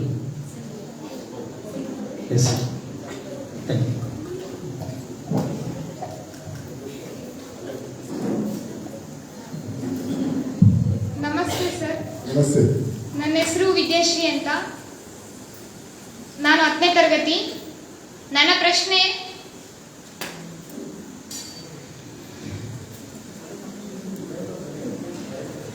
ಆಗ ಹಿಂದುಳಿದ ವರ್ಗದವರಿಗೆ ಮೀಸಲಾತಿ ಕೊಟ್ಟರು. ಆದ್ರೆ ಈಗ ಅವರು ಅಭಿವೃದ್ಧಿ ಹೊಂದಿದ್ಮೇಲೆ ಅವರಿಗೆ ಮೀಸಲಾತಿ ಕೊಟ್ರೆ ಉಳಿದವ್ರಿಗೆ ತೊಂದರೆ ಆಗ್ತದಲ್ಲ ಅದು? ನಿಜ, ನಾನು ಅದರ ಬಗ್ಗೆ ಒಂದೆರಡು ಜಾಗದಲ್ಲಿ ಹೇಳಿದ್ದೇನೆ. ಬಾಬಾ ಸಾಹೇಬ್ ಅಂಬೇಡ್ಕರ್ ಅವರು 46ನೇ ಇಸ್ವಿಯಲ್ಲಿ ಕಾನ್ಸ್ಟಿಟ್ಯೂಯೆಂಟ್ ಅಸೆಂಬ್ಲಿಯಲ್ಲಿ ಹೇಳ್ತಾರೆ, ನನ್ನ ಸಮುದಾಯದವರು ವಿದ್ಯೆಯಿಂದ ವಂಚಿತರಾಗಿದ್ದಾರೆ, ಅದರಿಂದ ಸರ್ಕಾರಿ ಹುದ್ದೆಯಲ್ಲಿ ನಮಗೆ ಕೆಲಸ ಸಿಕ್ಕಕ್ಕೆ ಪರೀಕ್ಷೆಯಲ್ಲಿ ಪಾಸ್ ಆಗೋಕ್ಕೆ ಸಾಧ್ಯ ಇಲ್ಲ, ಆದ್ದರಿಂದ 10 ವರ್ಷಕ್ಕೆ ನಮಗೆ ಮೀಸಲಾತಿ ಕೊಡಿ ಕೇಳಿದ್ದಾರೆ. ಅದನ್ನು 10 ವರ್ಷಕ್ಕೆ ಕೊಟ್ಟಿದ್ದು. ಆದರೆ ಇವತ್ತು 75 ವರ್ಷದ ನಂತರ ಕೂಡ ಅದು ಮುಂದುವರಿತಾನೆ ಇದೆ. ಅಂದರೆ 75 ವರ್ಷದಲ್ಲಿ ಕೂಡ ಈ ಸಮುದಾಯದವರು ಇನ್ನೂ ಆ ವಿದ್ಯೆಯಿಂದ ವಂಚಿತರಾಗಿರ್ತಾರೆ ಅನ್ನೋದು ಒಂದು ವಿಚಾರ ತಿಳಿದು ಬರ್ತದೆ. ಇದು ಸತ್ಯವೇ ಸುಳ್ಳೆ ಅನ್ನೋದು ಬಹಳ ಅಗತ್ಯವಾದ ವಿಚಾರ. ಒಂದು ರೀತಿಯಲ್ಲಿ ನೋಡಿದ್ರೆ ಇರಬಹುದು, ಆ ವರ್ಗದಲ್ಲಿ ಇರುವವರು ಕೆಲವರು ವಂಚಿತರಾಗಿರಬಹುದು. ಯಾಕಂದರೆ ಇವತ್ತು ಆ ವರ್ಗದ ಲಾಭ ಪಡೆಯುವವರು ಸುಪ್ರೀಂ ಕೋರ್ಟ್ ಜಡ್ಜರ ಮಕ್ಕಳು, ಮಂತ್ರಿಗಳ ಮಕ್ಕಳು, ಸೆಕ್ರೆಟರಿಗಳ ಮಕ್ಕಳು, ಬಿಸ್ನೆಸ್ನಲ್ಲಿದ್ದವರ ಮಕ್ಕಳು. ಆದ್ದರಿಂದ ನನ್ನದೇ ಆದ ಒಂದು ಸಲಹೆ, ಆ ವಂಚಿತ ವರ್ಗದವರು ಇನ್ನೂ ಇದ್ದರೆ ಅವರಿಗೆ ಮಾತ್ರ ಕೊಡಿ. ಯಾರು ಈ ಒಂದು ರಿಸರ್ವೇಷನ್ನ ಲಾಭ ಪಡಿತಾರೆ, ಯಾವ ಕುಟುಂಬ, ಒಬ್ಬ ವ್ಯಕ್ತಿ ಅಲ್ಲ, ಕುಟುಂಬ ಲಾಭ ಪಡಿತಾರೋ ಅವರು ಅದನ್ನು ಆ ವರ್ಗದಿಂದ ಹೊರಗೆ ಬರಬೇಕು. ಆವಾಗ ಅದು ಇನ್ನೊಬ್ಬರಿಗೆ, ವಂಚಿತ ವ್ಯಕ್ತಿಗೆ ಸಿಗ್ತದೆ ಅಡ್ಮಿಷನ್. ಒಂದು ದಿವಸ ಎಲ್ಲರಿಗೂ ಸಿಕ್ಕಿದಂಗೆ ಆಗ್ತದೆ ಅಂತ ನಾನು ಹೇಳಿದೆ. ಅದನ್ನು ಯಾರು ಕೇಳುವವರು ಯಾರಿಲ್ಲ, ಯಾಕೆಂದರೆ ಅದರಿಂದ ಮತಭೇದ ಬರಲ್ಲ. ಇಲ್ಲದೇ ಇದ್ರೆ ಈ ರಿಸರ್ವೇಷನ್ ಅನ್ನುವುದು ಖಂಡಿತವಾಗಿಯೂ ಆರ್ಟಿಕಲ್ 14 ಅದರ ಕಾನ್ಸ್ಟಿಟ್ಯೂಷನ್ಗೆ ವಿರುದ್ಧವಾಗಿದೆ. ಆರ್ಟಿಕಲ್ 14 ಏನು ಹೇಳ್ತಾ ಇದೆ ಅಂದರೆ, ಯಾವ ಸರ್ಕಾರ ಕೂಡ ತಾರತಮ್ಯವನ್ನು ಬಳಸಬಾರದು. ಇದು ತಾರತಮ್ಯವೇ. ಅವರು ನಮಗೆ ದೇಶದ ಪ್ರಜೆಗಳು, ನಾವು ಪ್ರಜೆಗಳು, ಸರ್ಕಾರ ಕೆಲಸ ಕೊಡ್ತಾ ಇದೆ, ಆ ಕೆಲಸದಲ್ಲಿ ಇದು ತಾರತಮ್ಯ ಆಗ್ತದೆ ಅನ್ನೋದು ನನ್ನ ವಿಚಾರ. ಹಿಂದೆ ಇಲ್ಲದೆ ಇದ್ದರು, ಇವತ್ತು ಹಿಂದೆ ಅವ್ರು ಹೇಳಿದ್ರೆ ಸತ್ಯ ಇರ್ಬೋದು, ಅವರು ವಿದ್ಯೆಯಿಂದ ವಂಚಿತರಾಗಿರ್ಬೋದು, ಆದರೆ ಆ ಕಾಲ ಹೋಗಿದೆ. ಪ್ರತಿ ವರ್ಷ 18% ಜನ ಆ ಹುದ್ದೆಗೆ ಹೋಗುವವರು ಆ ವರ್ಗದಿಂದ ಬರುವವರು. ಎಷ್ಟು ಜನ ಇರ್ತಾರೆ? ಆದ್ದರಿಂದ ಮೀಸಲಾತಿ ಬೇಕಾದ್ರೆ ಇಟ್ಕೊಳ್ಳಿ, ಆದರೆ ಅದನ್ನ ಬರೀ ಆರ್ಥಿಕವಾಗಿ ಮತ್ತೆ ಸಾಮಾಜಿಕವಾಗಿ ಹಿಂದೆ ಉಳಿದಂತಹ ಕುಟುಂಬಕ್ಕೆ ಮಾತ್ರ ಕೊಡಬೇಕು ಅನ್ನೋ ಒಂದು ಧೋರಣೆ ಮಾಡಿದ್ರೆ ಸರಿ ಹೋಗ್ತದೆ ನನ್ನ ವಿಚಾರ. OBC ಕೊಡಲ್ಲ, ಇಲ್ಲೆಲ್ಲ SC ST OBC ಅಂತ ಕ್ಯಾಸ್ಟ್ ಅನ್ನ ಯೂಸ್ ಮಾಡಿದ್ರೆ ಸಮಾನತೆ ಯಾವಾಗ ಬರ್ತದೆ ಸರ್? ಸಮಾನತೆ ಇಂಥ ಒಂದು ಇದನ್ನ ರೀತಿಯನ್ನು ನಿಲ್ಲಿಸಿದ್ರೆ ಸಮಾನತೆ ಬರ್ತದೆ. ಇಲ್ಲದಿದ್ರೆ ಸಮಾನತೆಯಲ್ಲಿ ನ್ಯೂನತೆ ಇದ್ದೇ ಇದೆ. ಎಲ್ಲರಿಗೂ ಸಮಾನತೆ ಕೊಡ್ಬೇಕಲ್ಲ ಸರ್? ಅದು ಸಮಾನತೆಯಲ್ಲಿ ಒಂದು ವರ್ಡ್ ಸೋಷಿಯಲ್ ಜಸ್ಟಿಸ್ ಅಂತ. ಎಲ್ಲರಿಗೂ ಸಮಾನತೆ ಅಂದ್ರೆ ಅವ್ರಿಗೂ ಆ ಹುದ್ದೆ ಸಿಗಬೇಕು. ಆ ಹುದ್ದೆಗೆ ಹೋಗೋದು ಯಾಕೆ? ಆ ಪರೀಕ್ಷೆ ಮುಖಾಂತರ. ಅಲ್ಲಿ ಸಮಾನತೆ ಬರಲ್ಲ ಪರೀಕ್ಷೆಯಲ್ಲಿ. ಯಾರಿಗೆ ಜಾಸ್ತಿ ಮಾರ್ಕ್ಸ್ ಸಿಗ್ತದೋ ಅವನಿಗೆ ಸಿಗ್ತದೆ. ಅದನ್ನ ಅಲ್ಲಿ ಮಾಡೋಕ್ಕಾಗಲ್ಲ. ಎಲ್ಲರೂ ಕೇಳ್ಬೋದು, 0 ಮಾರ್ಕ್ ಸಿಕ್ಕಿದವನು ಹೇಳ್ಬೋದು ನನಗೂ ಕೊಡಿ ಅಂತ. ಆವಾಗ ಬರಲ್ಲ. ಆದರೆ ರಿಸರ್ವೇಷನ್ ಅನ್ನೋದು ಕೆಲವರಿಗಾಗಿ ಮೀಸಲಾಗಿರ್ತದನ್ನ ಮುಂದುವರಿಸೋದು ನನ್ನ ಅನಿಸಿಕೆಯಲ್ಲಿ ತಪ್ಪು. ಇದನ್ನ ತಿದ್ದುಪಡಿ ಮಾಡೋಕ್ಕಾಗಲ್ವಾ ಸರ್? ಮಾಡಕ್ಕೆ ಸಾಧ್ಯ ಇದೆ, ಆದರೆ ಮಾಡುವವರು ಮಾಡಬೇಕಾಗ್ತದೆ. Thank you sir. ಸರ್, ಇನ್ನೊಂದು ಕ್ವಶನ್ ಕೇಳಬೇಕಂತ. ಸರ್, ನನ್ನ ಹೆಸರು ಕಾವೇರಿ ಸರ್. ನಾನು 10ನೇ ತರಗತಿಯಲ್ಲಿ ಓದುತ್ತಿದ್ದೇನೆ ಸರ್. ನನ್ನ ಪ್ರಶ್ನೆ ಏನಂದ್ರೆ, ನೀವು ಇಷ್ಟು ವರ್ಷಗಳ ಕಾಲ ಸುಪ್ರೀಂ ಕೋರ್ಟ್ ಅಲ್ಲಿ ಒಬ್ಬ ಅಧಿಕಾರಿಯಾಗಿ ಕಾರ್ಯನಿರ್ವಹಿಸಿದ್ದೀರಿ ಸರ್. ನಿಮ್ಗೆ ಯಾವ್ದಾದ್ರು ಒಂದು ಕೇಸ್ ಕಠಿಣವಾದದ್ದು ಬಂದಿರುತ್ತದೆ ಸರ್. ಆ ಕೇಸನ್ನು ನೀವು ಯಾವ ರೀತಿ ಫೇಸ್ ಮಾಡಿದ್ದೀರಿ ಸರ್? ಎಲ್ಲಾ ಕೇಸ್ಗಳು ಒಂದು ರೀತಿಯಲ್ಲಿ ಇನ್ನೊಂದು ರೀತಿಯಲ್ಲಿ ಕಠಿಣವಾದದ್ದೇ. ಯಾವುದು ಸುಲಭದ ಕೇಸ್ ಅವ್ರು ರಾಜಿ ಮಾಡಿಕೊಂಡ್ರೆ ಮಾತ್ರ ಅದು ಸುಲಭ ಆಗ್ತದೆ ಹೊರತು ತೀರ್ಪು ಕೊಡಬೇಕಾದ್ರೆ ಬಹಳ ಕಷ್ಟದ ವಿಚಾರ. ಯಾವುದು ನಮಗೆ ಸರಿ ಕಾಣಿಸ್ತದೋ ವಕೀಲರ ವಾದ ಕೇಳಿ ಅವರ ರೆಕಾರ್ಡ್ಗಳನ್ನ ಪರಿಶೀಲಿಸಿ ಯಾವುದು ಸರಿ ಅಂತ ಕಂಡ್ರೆ ಆ ತೀರ್ಪು ಕೊಟ್ಟಿದ್ದೇವೆ. ಎಲ್ಲ ಕೇಸ್ಗಳಲ್ಲಿ ಇರ್ತಿದೆ ಕಠಿಣವಾದದ್ದು. ಅಲ್ಲ ಸರ್, ನಿಮ್ಗೆ ಆ ಕೇಸು ಎಲ್ಲ ಕೇಸ್ನು ಫೇಸ್ ಮಾಡ್ತೀರಿ ಸರ್, ಆದ್ರೆ ಅದು ಬಹಳ ಟಫ್ ಇರ್ತದೆ ಸರ್. ಅಂತ ಕೇಸ್ ನೀವು ನಾನು ಒಂದು ಕೇಸ್ ಹೇಳ್ತೇನೆ, ನನಗೆ ಇವತ್ತಿಗೂ ನೆನಪಿರುವಂತಹ ಕೇಸು. ಒಬ್ಬ ಹಿರಿಯ ರಾಜಕಾರಣಿ ಒಂದು ರಾಜ್ಯದಲ್ಲಿ ಒಂದು ಕೊಲೆ ಕೇಸಲ್ಲಿ ಅಪರಾಧಿ ಆಗಿರ್ತಾರೆ. ಆ ವ್ಯಕ್ತಿ ಜೈಲಲ್ಲಿ ಇರ್ತಾರೆ. ಅವರ ವಿರುದ್ಧ ಒಂದು ಕಂಪ್ಲೇಂಟ್ ಬರ್ತದೆ. ಅವರು ಜೈಲಿಗೆ ಮಲಗಕ್ಕೆ ಮಾತ್ರ ಹೋಗುದು, ಬೆಳಿಗ್ಗೆ ಎದ್ದು ಹೋಗ್ತಾರೆ, ಎಲ್ಲಿಗೆ ಹೋಗ್ಬೇಕು ಅಲ್ಲಿ ಹೋಗ್ತಾರೆ, ಯಾರ ಜೊತೆ ಇರ್ಬೇಕು ಅವ್ರ ಜೊತೆ ಇರ್ತಾರೆ, ರಾತ್ರಿ ಮಲಗಕ್ಕೆ ಬರ್ತಾರೆ ಅಂತ ಒಂದು ಕಂಪ್ಲೇಂಟ್ ಬಂತು. ಅದನ್ನ ಆ ಜೈಲರಿಗೆ ನಾನು ನೋಟಿಸ್ ಕಳಿಸಿ, ನಾವು 3 ಜನ ಜಡ್ಜಸ್ ಇದ್ವಿ, ನಾನು ಪ್ರಿಸೈಡಿಂಗ್ ಜಡ್ಜ್ ಆಗಿದ್ದೆ. ಆ ಜೈಲರಿಗೆ ನೋಟಿಸ್ ಕಳಿಸಿದ್ವಿ, ಇದು ಸತ್ಯನ ಅಂತ. ಆ ಜೈಲರು ಒಪ್ಕೊಂಡ್ರು, ಸತ್ಯ ಸರ್, ಅಂದ್ರೆ ಅವ್ರು ಬಹಳ ಪವರ್ಫುಲ್ ವ್ಯಕ್ತಿ, ನಮ್ಗೆ ಏನ್ ಮಾಡಿದ್ರು ನಾವು ಈಗ ಸರ್ಕಾರಕ್ಕೆ ಬರೆದಿದ್ದೇವೆ, ಅವರು ಏನು ಮಾಡಿಲ್ಲ ಅಂತ. ಅವಾಗ ನಾವು ಅವ್ರಿಗೆ ರಾಜಕಾರಣಿ ನೋಟಿಸ್ ಕೊಟ್ವಿ. ಈ ರೀತಿ ನಿಮ್ಮ ಮೇಲೆ ಆರೋಪ ಇದೆ, ನೀವು ನಿಮ್ಮ ಜವಾಬ್ದಾರಿ ಅಂತ ತಿಳಿಸಿ ಅಂತ ನೋಟಿಸ್ ಕೊಟ್ಟು ಅವ್ರ ಪರವಾಗಿ ದೊಡ್ಡ ದೊಡ್ಡ ಲಾಯರ್ ಆದರು. ಅವ್ರು ಹೇಳಿದ್ರು ಬಿಡುವವರು ಅವ್ರು ಬಿಡಬಾರ್ದಿತ್ತು, ಅದನ್ನ ನಮ್ಮ ಮೇಲೆ ಯಾಕೆ ದೂರ ಆಗ್ತದೆ ಅಂತ. ಅದು ನಿಜಾನೇ ಒಂದು ರೀತಿಯಲ್ಲಿ. ಆದರೆ ಇವರು ಯಾವ ತಪ್ಪಿಗೂ ಎರಡು ಪಾರ್ಟಿ ಇರ್ತದೆ ಅಂತ ಹೇಳ್ಬಿಟ್ಟು ಮತ್ತೆ ಅವ್ರಿಗೆ ಹೇಳಿದ್ರೆ, ನೀವು ಆ ಜೈಲಲ್ಲಿ ಇರಬಾರ್ದು, ನಿಮ್ಮನ್ನು ಆ ಜೈಲಿಗಿಂತ ಅವರ ರಾಜ್ಯದಿಂದ ಹೊರಗೆ ಜೈಲಿಗೆ ನಾವು ಕಳಿಸ್ತೇವೆ ಅಂತ. ಆವಾಗ ಅವರ ಕುಟುಂಬದವರು ಕೋರ್ಟಲ್ಲಿ ಎದ್ಬಿಟ್ಟು ಅಳಕ್ಕೆ ಶುರು ಮಾಡಿದ್ರು. ಅವರನ್ನು ದಕ್ಷಿಣ ಭಾರತಕ್ಕೆ ಕಳಿಸಬೇಡಿ, ಉತ್ತರ ಭಾರತದಲ್ಲಿ ಎಲ್ಲಿ ಬೇಕಾದ್ರೆ ಕಳಿಸಿ ಅಂತ. ಅದಕ್ಕಾಗಿ ಅವರನ್ನು ಅವರ ಜೈಲಿನಿಂದ ತಿಹಾರ್ ಜೈಲಿಗೆ ಡೆಲ್ಲಿಯಲ್ಲಿ ಕಳಿಸಿದ್ವಿ. ಮತ್ತೆ ಅಲ್ಲಿದ್ದರು, ಮತ್ತೆ ಕೊನೆಗೆ ಆಗಿಲ್ಲ ನನಗೆ ಗೊತ್ತಿಲ್ಲ. ಅದೇ ಇದೊಂದು ಕೇಸ್ನಲ್ಲಿ ನೆನಪಿಟ್ಟು ಒಬ್ಬ ದೊಡ್ಡ ಪವರ್ಫುಲ್ ಪೊಲಿಟಿಷಿಯನ್ ಅವ್ರಿಗೆ ಬುದ್ಧಿ ಕಲಿಸಿದ್ದೇವೆ ಅನ್ನೋದು.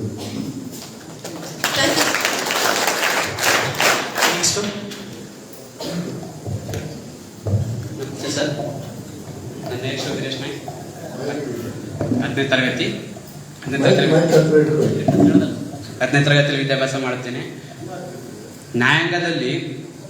ನ್ಯಾಯಾಂಗದಿಂದ ಭ್ರಷ್ಟಾಚಾರವನ್ನು ನಿರ್ಮೂಲನೆ ಮಾಡಬಹುದು, ಆದರೆ ಏಕೆ ನ್ಯಾಯಾಂಗದಿಂದ ನಿರ್ಮೂಲನೆ ಮಾಡಲಾಗುತ್ತಿಲ್ಲ ಸರ್? ಅಂದ್ರೆ ನ್ಯಾಯಾಂಗಕ್ಕೆ ಹೋಗುವವರು ಯಾರು? ಇದೇ ಸಮಾಜದಿಂದ ಹೋಗುವವರು. ಹೌದು ಸರ್. ಅವರು ದೇವರ ಮನುಷ್ಯರಲ್ಲ. ಇಲ್ಲಿ ಏನ್ ಕಲಿತಾರ ಪಾಠ, ಅವರೇ ಶಾಸಕಾಂಗಕ್ಕೆ ಹೋಗುದು, ಅವರೇ ಕಾರ್ಯಾಂಗಕ್ಕೆ ಹೋಗುದು, ಅವರೇ ನ್ಯಾಯಾಂಗಕ್ಕೆ ಹೋಗುದು. ನ್ಯಾಯಾಂಗ ಬಂದವರು ಆ ದುರಾಸೆ ಇಟ್ಕೊಂಡು ಬರ್ತಾರೆ. ಯಾವ ರೀತಿಯಲ್ಲಿ ಈ ದೇಶ ಈ ಭ್ರಷ್ಟಾಚಾರವನ್ನ ಇತರ ಅಂಗಗಳಲ್ಲಿ ಕಂಟ್ರೋಲ್ ಮಾಡಲಿಕ್ಕೆ ಆಗಿಲ್ಲೋ ಅದೇ ರೀತಿ ನ್ಯಾಯಾಂಗದಲ್ಲಿ ಕೂಡ ಆಗಿದೆ.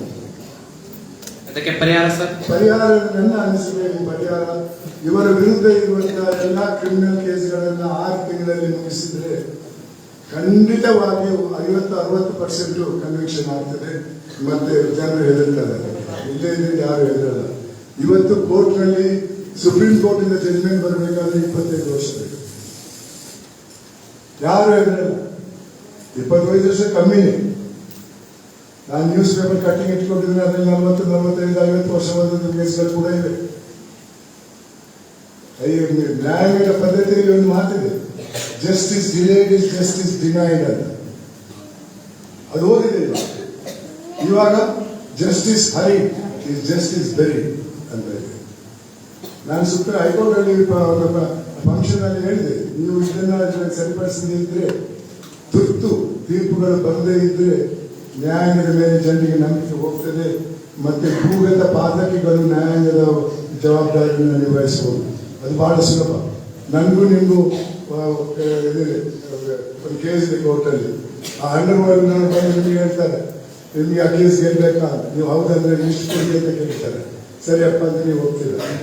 ನನ್ನ ಹತ್ರ ಬರ್ತಾರೆ, ಅಪ್ಪೋ ಅವ್ರು ಹೇಳಿದಕ್ಕೆ ಎಲ್ಲದಕ್ಕೆ ಹೋಗ್ಬೇಕು, ಇಲ್ಲಿ ನನ್ನ ಮಗಳನ್ನ ಕಿಡ್ನಾಪ್ ಮಾಡ್ತೇವೆ, ಮಗಳನ್ನ ಮರ್ಡರ್ ಮಾಡ್ತೇವೆ ಅಂತಾರೆ. ನಾನೇನು ಮಾಡಬೇಕು? ಹೋಗ್ಬೇಕಲ್ಲ. ಅಲ್ಲಿ ಲಾಯರ್ಸ್ ಇಲ್ಲ, ಕೋರ್ಟ್ ಫೀಸ್ ಇಲ್ಲ, ಲಾಯರ್ ಫೀಸ್ ಇಲ್ಲ, ಒಂದು ಸಲ ಡೌನ್ ಪೇಮೆಂಟ್. ಅದಕ್ಕೆ ನೀವೇನ್ ಮಾಡಿದ್ರಿ ಸರ್? ಅದು ನಾನು ಮಾಡಿದಲ್ಲ, ನಾನು ಹೇಳುದು ಕೋರ್ಟಿಗೆ ಇಂತಹ ಸಂದರ್ಭಗಳು ಬರ್ತದೆ. ಆದ್ರಿಂದ ನೀವು ಒಂದು ರೀತಿ ಬದಲಾವಣೆ ತರಬೇಕು. ಉದಾಹರಣೆಗೆ ಅಮೆರಿಕದಲ್ಲಿ 2 ಕೋರ್ಟ್, ನಮ್ಮ ದೇಶದಲ್ಲಿ trial court, first appeal court, second appeal court, high court, supreme court. ಅದರಿಂದ ನಾವು ಇಂಗ್ಲಿಷಲ್ಲಿ ಹೇಳ್ತೇವೆ ಸ್ಪೆಕ್ಯುಲೇಟಿವ್ ಲಿಟಿಗೇಷನ್ಸ್ ಅಂತ. ಅಂದ್ರೆ ನಾನು ಸೋಲ್ತೇನೆ ಅಂತ ಗೊತ್ತಿದೆ ನನಗೆ, ಆದ್ರೆ ನಾನು 10 ವರ್ಷ ಮುಂದಕ್ಕೆ ಹೋಗ್ತದಲ್ಲ, ಹೋಗ್ಲಿ ಅಂತ ಅಲ್ಲಿ ಖರ್ಚು ಮಾಡ್ತಾರೆ. ಲಾಯರಿಗೆ, ಕೋರ್ಟ್ ಫೀಸ್ಗೆ, ಅದಕ್ಕೆ ಅಂತ ಖರ್ಚು ಮಾಡ್ತಾರೆ. 10 ವರ್ಷ ನಂತರ ಹೋಗ್ತದೆ, ಮೇಲಿನ ಕೋರ್ಟಿಗೆ ಹೋಗ್ತಾರೆ, ಆಮೇಲಿನ ಕೋರ್ಟ್ ಎಷ್ಟು ವರ್ಷ ಆಗ್ತದೆ. ನಾನೊಂದು ಉದಾಹರಣೆ ಕೊಟ್ಟವರಿಗೆ ನ್ಯಾಯಾಧೀಶರಿಗೆ ಮತ್ತೆ ಲಾಯರ್ಸ್ಗೆ. ಗಂಡ ಹೆಂಡತಿ ನಡುವೆ ಜಗಳ, ಗಂಡನಿಗೆ 25 ವರ್ಷ, ಹೆಂಡತಿಗೆ 20 ವರ್ಷ. ಒಬ್ಬರು ಡೈವರ್ಸ್ ಕೇಳ್ತಾರೆ, ಕೋರ್ಟಿಗೆ ಹೋಗ್ತಾರೆ. ಕೊನೆಯ ತೀರ್ಪು ಸುಪ್ರೀಂ ಕೋರ್ಟಿನ ಬರುವಾಗ ಗಂಡನಿಗೆ 85 ವರ್ಷ ಆಗ್ತದೆ, ಹೆಂಡತಿಗೆ 80 ವರ್ಷ ಆಗ್ತದೆ. ಯಾರು ತೀರ್ಪು? ಇದನ್ನ ಅರ್ಥ ಮಾಡ್ಕೊಳ್ಬೇಕು ನಾವು. ಹಿಂದೆ ಕೋರ್ಟ್ಗಳು ಇಲ್ಲದೆ ಇದ್ದಾಗ ಮರದ ಕೆಳಗಡೆ ಕೂತು ಊರಿನ ಒಬ್ಬ ಬುದ್ಧಿವಂತ ತೀರ್ಪು ಕೊಡ್ತಾ ಇದ್ದಾರೆ. ಅದು ಅಲ್ಲಿಗೆ ಮುಗಿತಾ ಇದೆ. ಅದರ ಮೇಲೆ ಅಪೀಲ್ ಇರಲಿಲ್ಲ. ಒಂದೇ ಹಿಯರಿಂಗ್ ಅಲ್ಲಿ ಆತ ತೀರ್ಪು ಕೊಡ್ತಾ ಇದ್ದ. ನಾವು ಅಮೆರಿಕದಲ್ಲಿ 2 ಕೋಟ್ ಮಾಡಬೇಕಾದ್ರೆ ಅದರ ಆ ಸಿಸ್ಟಮ್ ಅಲ್ಲಿ ಇದ್ದವರು ಒಪ್ಪಲ್ಲ. Thank you sir. Next question ಯಾರಾದರೂ? Yes start. Namaste. Namaste, sir. ನಮಸ್ತೆ. I am Kalpana, 10th standard.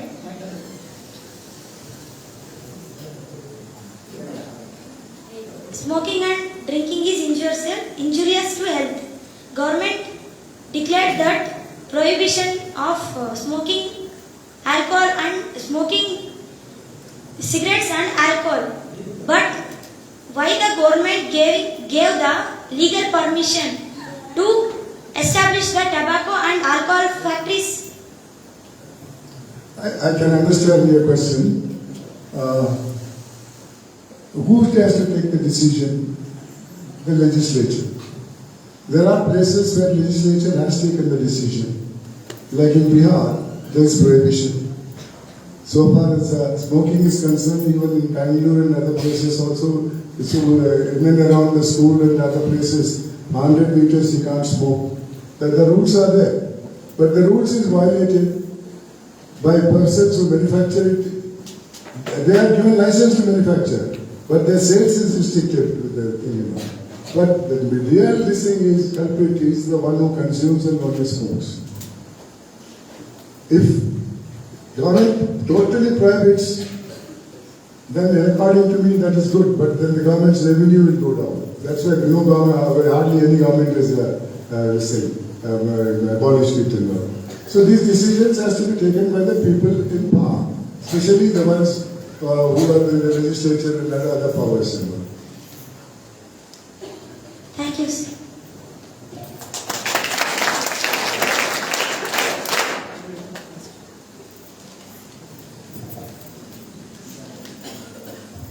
ನಮಸ್ತೆ ಸರ್. ನಮಸ್ತೆ. I am the old student of this school. ನನ್ನ ಪ್ರಶ್ನೆ, ಭ್ರಮೆಯಲ್ಲಿ ಬದುಕುತ್ತಿರುವವರಲ್ಲ, ಇದು ಶಾಶ್ವತವಲ್ಲ, ಇರುವ ಭಾಗ್ಯವನ್ನೆನೆದು ಭಾರನೆಂಬುದನ್ನು ಬಿಡು, ಅನುಷಕ್ಕಿದೆ ದಾರಿ ಮಂಕುತಿಮ್ಮನ ನುಡಿಯನ್ನು ಅವರಲ್ಲಿ ಒಪ್ಪಿಸುವುದು ಹೇಗೆ? ವಂಚನೆ ಹೆಚ್ಚುತ್ತಾ ಇದೆ, ಭ್ರಷ್ಟಾಚಾರ ಹೆಚ್ಚುತ್ತಾ ಇದೆ, ಭ್ರಷ್ಟರು ಬ್ರಿಟಿಷರಾಗ್ತಿದ್ದಾರೆ, ನಾವು ಭಾರತೀಯರಾಗ್ತಿದ್ದೀವಿ, ಕುಗ್ತಾ ಇದ್ದೀವಿ. ಹಳೆ ಕಾಲದ ಹಾಗೆ ಬ್ರಿಟಿಷರ ರೀತಿ ಆಳ್ವಿಕೆ ನಡೀತಾ ಇದೆ. ಇದನ್ನು ಹೊರತರುವುದು ಹೇಗೆ? ಭ್ರಮೆಯಲ್ಲಿ ಬದುಕುತ್ತಿರುವವರನ್ನ ಭ್ರಮೆಯಿಂದ ಆಚೆ ತರುವುದು ಹೇಗೆ?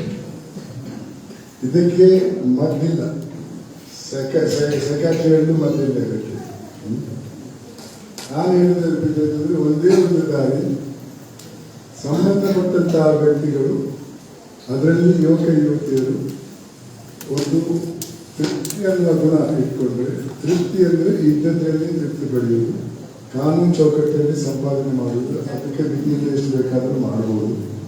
ಆ ಒಂದು ದಾರಿ ಬಿಟ್ಟು ಬೇರೆ ದಾರಿ ಇಲ್ಲ. ಇದಕ್ಕೆ ಇಂಜೆಕ್ಷನ್ ಇಲ್ಲ, ಸಿರಪ್ ನಾವು ಬಂದಿದ್ದೇವೆ ಇವತ್ತು. ಯಾಕಂದ್ರೆ ಈ ಸಮಾಜ ಅಂತ ತಪ್ಪು ಮಾಡಿದ್ದವರಿಗೂ ಗೌರವ ಕೊಡು, ಪ್ರಾಮಾಣಿಕರ ಬಗ್ಗೆ ಏನು ಬಿಡುತ್ತೆ. ನನಗೆ ಹೇಳ್ತಾ ಇದ್ರೆ ಅವನು ಮುಚ್ಚಾಡಿ ಅವನೇ ತಿನ್ನೋದು ಇನ್ನೊಬ್ಬರಿಗೂ ತಿನ್ನಕ್ಕೆ ಬಿಡಲ್ಲ ಅಂತ.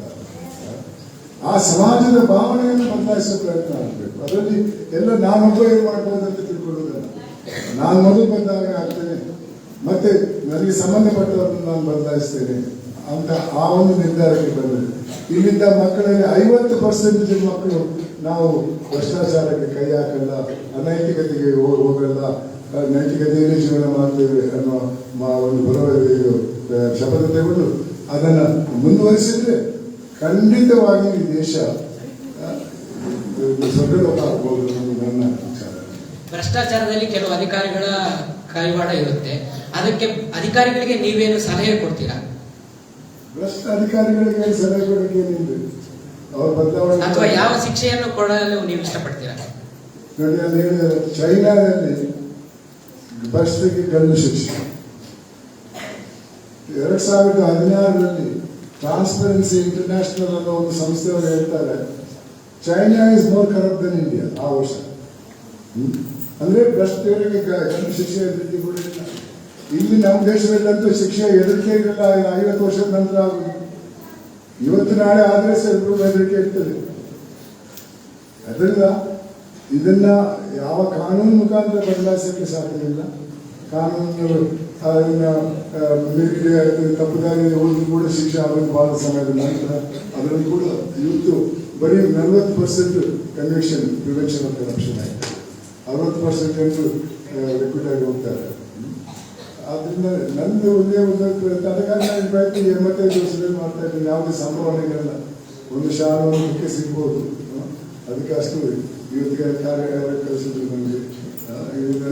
ನನಗೆ ಹೋಗ್ಬೇಕು, ನನಗೆ ಒಂದು ಅದಿದೆ ಏನಂದ್ರೆ ನನ್ನ ಪ್ರಯತ್ನ ಮಾಡಬೇಕು. ನಾನು ಪ್ರಯತ್ನ ಮಾಡೋದು ನನ್ನ ಕರ್ತವ್ಯ, ಪ್ರತಿಭಟನೆ ಕಾರ್ಯವಲ್ಲ.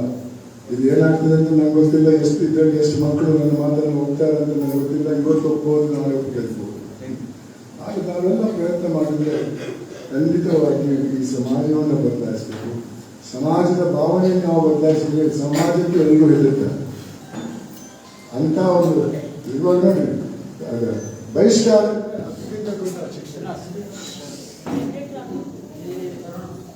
ಬಹಿಷ್ಕಾರ ನಾವು ನಿಜವಾಗಿ ಇಟ್ಕೊಂಡಿದ್ರೆ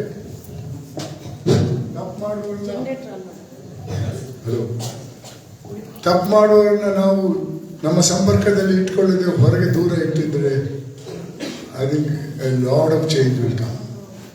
Thank you.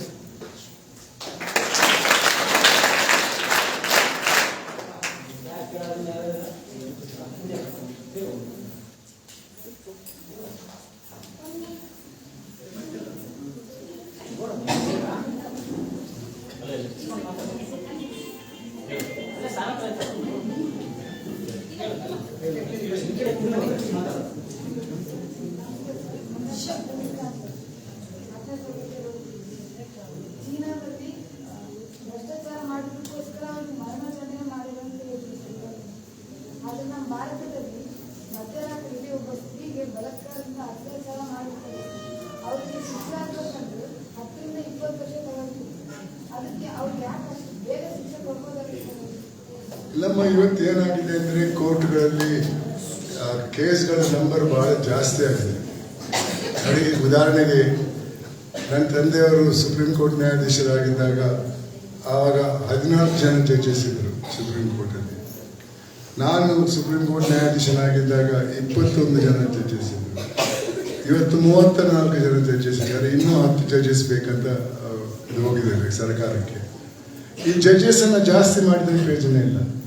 ಈ ಕೇಸ್ಗಳ ನಂಬರನ್ನು ಕಮ್ಮಿ ಮಾಡಬೇಕು. ಅದಕ್ಕೆ ಒಂದು ದೊಡ್ಡ ಇದೇನೆಂದರೆ, ಕನ್ನಡದಲ್ಲಿ ಏನು ಹೇಳ್ತಾರೆ ನನಗೆ ಗೊತ್ತಿಲ್ಲ, ಇದು ಸ್ಪೆಕ್ಯುಲೇಟಿವ್ ಲಿಟಿಗೇಷನ್ ಅಂತೆ. ಒಂಥರದ ಜುಗಾರಿ ಇದು. ಸೋಲ್ತೇನೆ ಅಂತ ಗೊತ್ತಿದ್ರು ಕೂಡ ಅಲ್ಲಿ ಹೋಗಿ ಒಂದಷ್ಟು ವರ್ಷ ಹೋಗ್ತದೆ, ಹೋಗ್ಲಿ ಕೇಸ್ ಮುಂದಕ್ಕೆ ಹೋಗ್ಲಿ ಅನ್ನೋದು ಒಂದು ಪಕ್ಷದ ವಿಚಾರ. ಅದಕ್ಕೆ ಕೋರ್ಟಿನ ಪದ್ಧತಿ ಕೂದಿಲ್ಲ, ಅದು ಕೂಡ ಸಹಾಯ ಮಾಡ್ತದೆ. ಅದರಿಂದಾಗಿ ಇದು ಆಗ್ತದೆ. ಇದಕ್ಕೆ ಕಾನೂನಿನ ಬದಲಾವಣೆ ಬೇಡ, ಸಿಸ್ಟಮಿನ ಬದಲಾವಣೆ ಆಗಬೇಕು. ನನ್ನ ಅನಿಸಿಕೆಯಲ್ಲಿ ಅಮೆರಿಕದ ಸಿಸ್ಟಮಲ್ಲಿ 2 ಕೋರ್ಟ್ ಮಾತ್ರ. ಅಮೆರಿಕದ ಸುಪ್ರೀಂ ಕೋರ್ಟ್ ಇದೆ, ಫೆಡರಲ್ ಕೋರ್ಟ್ ಇದೆ, ಆದರೆ ಅಲ್ಲಿಗೆ ಎಲ್ಲ ಕೇಸ್ ಹೋಗಲ್ಲ. ಇಲ್ಲಿ ನಮ್ಮ ದೇಶದಲ್ಲಿ 50 ರೂಪಾಯಿ ರೆಂಟ್ ಕೇಸ್ ಕೂಡ ಸುಪ್ರೀಂ ಕೋರ್ಟಿಗೆ ಹೋಗ್ತದೆ. ಯಾಕಂದರೆ ಅದರಲ್ಲಿ ಸ್ಟೇ ಸಿಗ್ತದೆ, ಮುಂದುವರಿತಾರೆ ಅಂತ. ಆ ಬದಲಾವಣೆ ತರಬೇಕು. American system 2 court. ಒಂದು ಕೋರ್ಟ್ ತಪ್ಪು ಮಾಡಿರ್ಬೋದು, ಅದಕ್ಕೆ 2ನೇ ಕೋರ್ಟ್ ಇಟ್ಕೊಂಡಿರ್ಬೇಕು. ಮತ್ತೆ ಬೇಡ ಮತ್ತೆ ಬೇರೆ ಕೇಸ್ಗೆ ಕೋರ್ಟ್ ಇಟ್ಕೊಳ್ಳಿ. ಹೈಕೋರ್ಟ್, ಸುಪ್ರೀಂ ಕೋರ್ಟನ್ನೆಲ್ಲ ಬೇರೆ ಬೇರೆ ಥರದ ಕೇಸ್ಗಳಿರ್ತವೆ. ಕಂಪನಿ ಕೇಸಸ್ಸು, ಪ್ರಾಪರ್ಟಿ ಕೇಸಸ್ಸು, ಅದಕ್ಕೆ ಇಟ್ಕೊಳ್ಳಿ. ಯಾರಿಗೆ ಸಮಯದ ಇದಿಲ್ವೋ ಅವ್ರಿಗೆ ಹೋಗ್ಬೋದು. ಅಂಥ ಬದಲಾವಣೆ ತರಕ್ಕೆ ಪ್ರಯತ್ನ ಮಾಡೋಕ್ಕೆ ಎಲ್ಲರ ಸಹಾಯ ಬೇಕು. ಲಾಯರ್ಗಳ ಸಹಾಯ ಬೇಕು, ಕ್ಲೈಂಟ್ಗಳ ಸಹಾಯ ಬೇಕು. ಯಾರು ಹೋಗ್ತಾರೆ ಇದೇ ವಿಷಯದಲ್ಲಿ. ಅದಕ್ಕಾಗಿ ಪ್ರಯತ್ನ ಆಗಬೇಕು.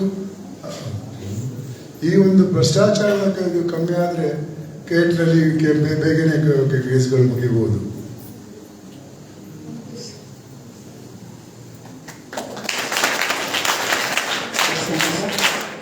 ಕೊನೆಯದಾಗಿ ಯಾರು ಕೇಳ್ಬೋದು?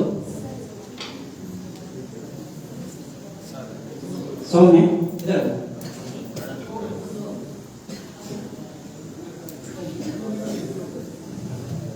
ನಮಸ್ತೆ ಸರ್. ನಮಸ್ತೆ. ನನ್ನ ಹೆಸರು ಸೌಮ್ಯ, 8ನೇ ತರಗತಿಯಲ್ಲಿ ಓದುತ್ತಿದ್ದೇನೆ. ನನ್ನ ಪ್ರಶ್ನೆ ಆಸ್ತಿಯ ಬಗ್ಗೆ.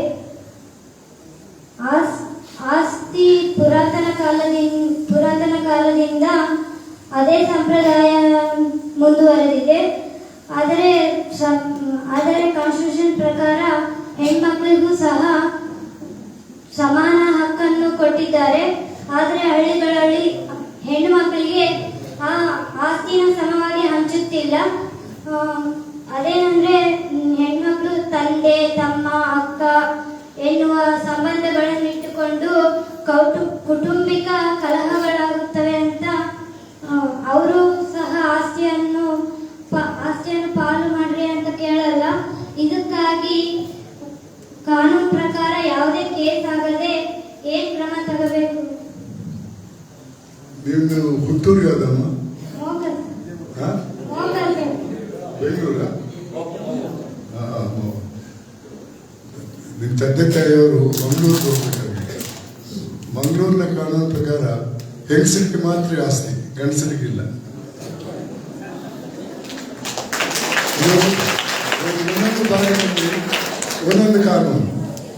ಕೇರಳದಲ್ಲಿ ಮರ್ಮಕತಾಯಂ ಅಂತ, ಅಲ್ಲೂ ಕೂಡ ಹೆಂಗಸರಿಗೆ ಮಾತ್ರ ಆಸ್ತಿ, ಗಂಡಸರಿಗಿಲ್ಲ. ಮಂಗಳೂರು, ದಕ್ಷಿಣ ಕನ್ನಡ ಜಿಲ್ಲೆ, ಆ ಎರಡು ಜಿಲ್ಲೆಯಲ್ಲೂ ಕೂಡ ಅಳಿಯ ಸಂತಾನ ಅಂತ, ಅಂದರೆ ಗಂಡಸರಿಗಿಲ್ಲ, ಹೆಣ್ಣು ಮಕ್ಕಳಿಗೆ ಮಾತ್ರ. ಆದರೆ 54ನೇ ಇಸ್ವಿಯಲ್ಲಿ ಕಾಮನ್ ಸಿವಿಲ್ ಕೋಡ್ ಅಂತ ಬಂದಿದೆ. ಅದರ ಪ್ರಕಾರ ಇವತ್ತು ಗಂಡು ಮಕ್ಕಳಿಗೂ ಹೆಣ್ಣು ಮಕ್ಕಳಿಗೂ ಸಮಾನ ಆಸ್ತಿ ಇದೆ. ಇವತ್ತು ಯಾವ ಕೋರ್ಟಲ್ಲೂ ಕೂಡ ಅದನ್ನು ನಿರಾಕರಿಸೋಕ್ಕಾಗಲ್ಲ. ಆದರೆ ಆತ ಪ್ರೂವ್ ಮಾಡಬೇಕು, ನನ್ನ ಕುಟುಂಬದ ಕಾನೂನು ಈ ರೀತಿ ಇದೆ, ಎಲ್ಲರಿಗೂ ಇದೆ, ಹೊಸ ಕಾನೂನು ಪ್ರಕಾರ ನನಗೂ ಹಕ್ಕಿದೆ, ನನ್ನ ತಂಗಿಗಿದೆ, ತಂಗಿಗಿದ್ರೆ ನನ್ನ ಅಣ್ಣನಿಗೂ ಸಮಾನ ಹಕ್ಕಿದೆ, ಅದನ್ನೆಲ್ಲ ಸಿಗಬೇಕಂತ ಹೋಗುತ್ತೆ. ಆದರೆ ಕೋರ್ಟಿಗೆ ಹೋಗುವುದಕ್ಕೆ 3 ವರ್ಷ ಮಾತ್ರ ಟೈಮ್ ಲಿಮಿಟೇಷನ್ ಅಂತೇಳಿ. ಯಾವಾಗ ನಿಮಗೆ ಆಸ್ತಿ ಕೊಡಲ್ಲ ಅಂತ ಹೇಳ್ತಾರೋ ಅದರಲ್ಲಿ 3 ವರ್ಷದ ಒಳಗಡೆ ನೀವು ಕೋರ್ಟಿಗೆ ಹೋಗಬೇಕು. ಮತ್ತೆ ಅಫ್ಕೋರ್ಸ್ ಕೋರ್ಟಲ್ಲಿ 1 ಕೋಟಿ 2 ಕೋಟಿ 3 ಕೋಟಿ ಹೋಗ್ತಾ ಇರ್ತದೆ. ಅದರಿಂದ ಕೆಲವು ಸಲ ನಮಗೆ ಆಸ್ತಿಯೇ ಬೇಡ ಅಂತ ಆಗ್ತದೆ. ಆ ಕಾನೂನು ಇದೆ ಇವಾಗ, ಕಾಮನ್ ಸಿವಿಲ್ ಕೋಡ್ ಅಂತ, ಎಲ್ಲರಿಗೂ ಸಮಾನತೆ ಅಂತ.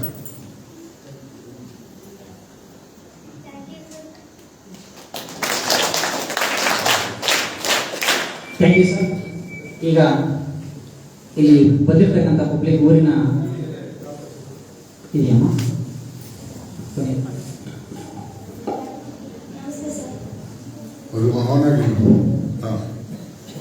ಹತ್ರ ಇಟ್ಕೊಳ್ಳಿ.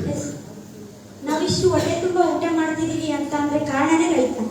ಅಂತ ರೈತರ ಕಷ್ಟಗಳನ್ನ ಸ್ಪಂದಿಸಿ ಸರ್ಕಾರ ಅವರಿಗೆ ಎಷ್ಟೋ ಸೌಲಭ್ಯಗಳನ್ನ ಕೊಟ್ಟಿದೆ. ಆ ಸೌಲಭ್ಯಗಳು ಸರಿಯಾಗಿ ಮುಟ್ತಾ ಇಲ್ಲ. ಈಗ ರೈತ ಅಂತ ಒಂದೇ ತಗೊಂಡ್ರಲ್ಲ ಸರ್, ಸಾರ್ವಜನಿಕರಿಗೆ ಕೊಟ್ಟಿರ್ತಕ್ಕಂಥ ಸೌಲಭ್ಯಗಳು ಕೂಡ ಸರಿಯಾಗಿ ಅವರಿಗೆ ಮುಟ್ತಾ ಇಲ್ಲ. ಯಾಕೆ ಇದನ್ನ ಸರಿಪಡಿಸಕ್ಕಾಗಲ್ಲ ಸರ್? ಖಂಡಿತ ಆಗ್ತದೆ, ಅದಕ್ಕೆ ದಾರಿ ಇದೆ. ಆ ದಾರಿ ಇದರಿಂದ ಶೋಷಿತರಾದವರಿಗೆ ಗೊತ್ತಿರಬೇಕು. ಏನಂದ್ರೆ ಎಲ್ಲಕ್ಕಿಂತ ಕೇಸ್ಗಳಲ್ಲಿ ಕೋರ್ಟಿಗೆ ಹೋಗಬೇಕಾಗಿಲ್ಲ.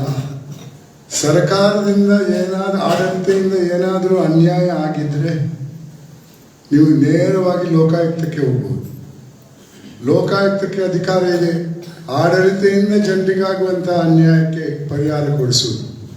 ನೀವು ಹೇಳಿದ ಉದಾಹರಣೆ ಏನಂದರೆ ನಮಗೆ ಸಿಗಬೇಕಾದ ಸೌಲಭ್ಯ ಸಿಗಲಿಲ್ಲ ಒಂದು, ಅಥವಾ ಬಹಳ ವರ್ಷದಿಂದ ಕಾಯ್ತಾ ಇದ್ದೇನೆ ಇನ್ನೂ ಬಂದಿಲ್ಲ. ಈ ಎರಡೂ ಕೇಸ್ಗಳಲ್ಲೂ ಕೂಡ ನೀವು ನೇರವಾಗಿ ಲೋಕಾಯುಕ್ತಕ್ಕೆ ಹೋಗ್ಬೋದು. ಅಲ್ಲಿ ಯಾವ ಫೀಸ್ ಕೊಡಬೇಕಾಗಿಲ್ಲ. ಅವರಿಗೆ ಕಂಪ್ಲೇಂಟ್ ಕೊಟ್ಟರೆ ಅವರು ಅದನ್ನು ನೀವು ನಿಮ್ಮ ನಿಜವಾಗಿದ್ದರೆ ಖಂಡಿತವಾಗಿ ಅವ್ರು ಮಾಡೋದು ಅವ್ರ ಜವಾಬ್ದಾರಿ. ಅವ್ರು ಮಾಡದೇ ಇದ್ದರೆ ನೀವು ಹೈಕೋರ್ಟಿಗೆ ಹೋಗ್ಬೋದು ಅವ್ರ ವಿರುದ್ಧ, ಲೋಕಾಯುಕ್ತ ಅಧಿಕಾರಿಗಳ ವಿರುದ್ಧ. ಅದು ಭಾಳ ಜನರಿಗೆ ಗೊತ್ತಿಲ್ಲ. ಇಂಥ ವಿಚಾರದ ಸರ್ಕಾರದಲ್ಲಿ ಆಗುವಂಥ ಅನ್ಯಾಯಕ್ಕೆ ಲಂಚ ಕೇಳಿದ್ದ ಅಂತ ಹೇಳ್ತೀರಿ ನೀವು ಅವರಿಗೆ ಆ ಅಧಿಕಾರಿಯ ವಿರುದ್ಧ ಹೆದರದೇ ಇದ್ದರೆ ಲೋಕಾಯುಕ್ತಕ್ಕೆ ಹೋಗಿ, ಅವ್ರು ಟ್ರ್ಯಾಪ್ ಮಾಡ್ತಾರೆ. ನಿಮ್ಮ ಕೆಲಸ ಆಗಬೇಕು. ಇವತ್ತೇನಾಗ್ತದೆ ನಂಗೆ ಗೊತ್ತಿಲ್ಲ, ಆದರೆ ಕಾನೂನು ಪ್ರಕಾರ ಆಗಬೇಕು. ಅದು ಭಾಳಷ್ಟು ಜನರಿಗೆ ನಾನು ಸಹಾಯ ಮಾಡಿದ್ದೇನೆ. ನಾನು ಒಂದು ಉದಾಹರಣೆ ಕೊಡ್ತೇನೆ. ಒಂದು ದಿವಸ ಒಬ್ಬರು ಗಂಡ ಹೆಂಡತಿ ಒಂದು 6 ತಿಂಗಳ ಮಗುವನ್ನು ಕರ್ಕೊಂಡು ಬರ್ತಾರೆ ಇದರಿಂದ, ಹುಬ್ಬಳ್ಳಿ ಹತ್ರದಿಂದ, ಬಾಗಲಕೋಟೆಯಿಂದ. 6 ತಿಂಗಳ ಮಗು. ಏನಮ್ಮ ಸಮಸ್ಯೆ ಅಂತ ಕೇಳಿದ್ರೆ, ಈ ಮಗುವಿಗೆ ಗುದದ್ವಾರ ಇಲ್ಲ, ತಿನ್ನೋದು ಬಾಯಲ್ಲಿ, ಹೊರಗೆ ತರೋದು ಬಾಯಲ್ಲಿ.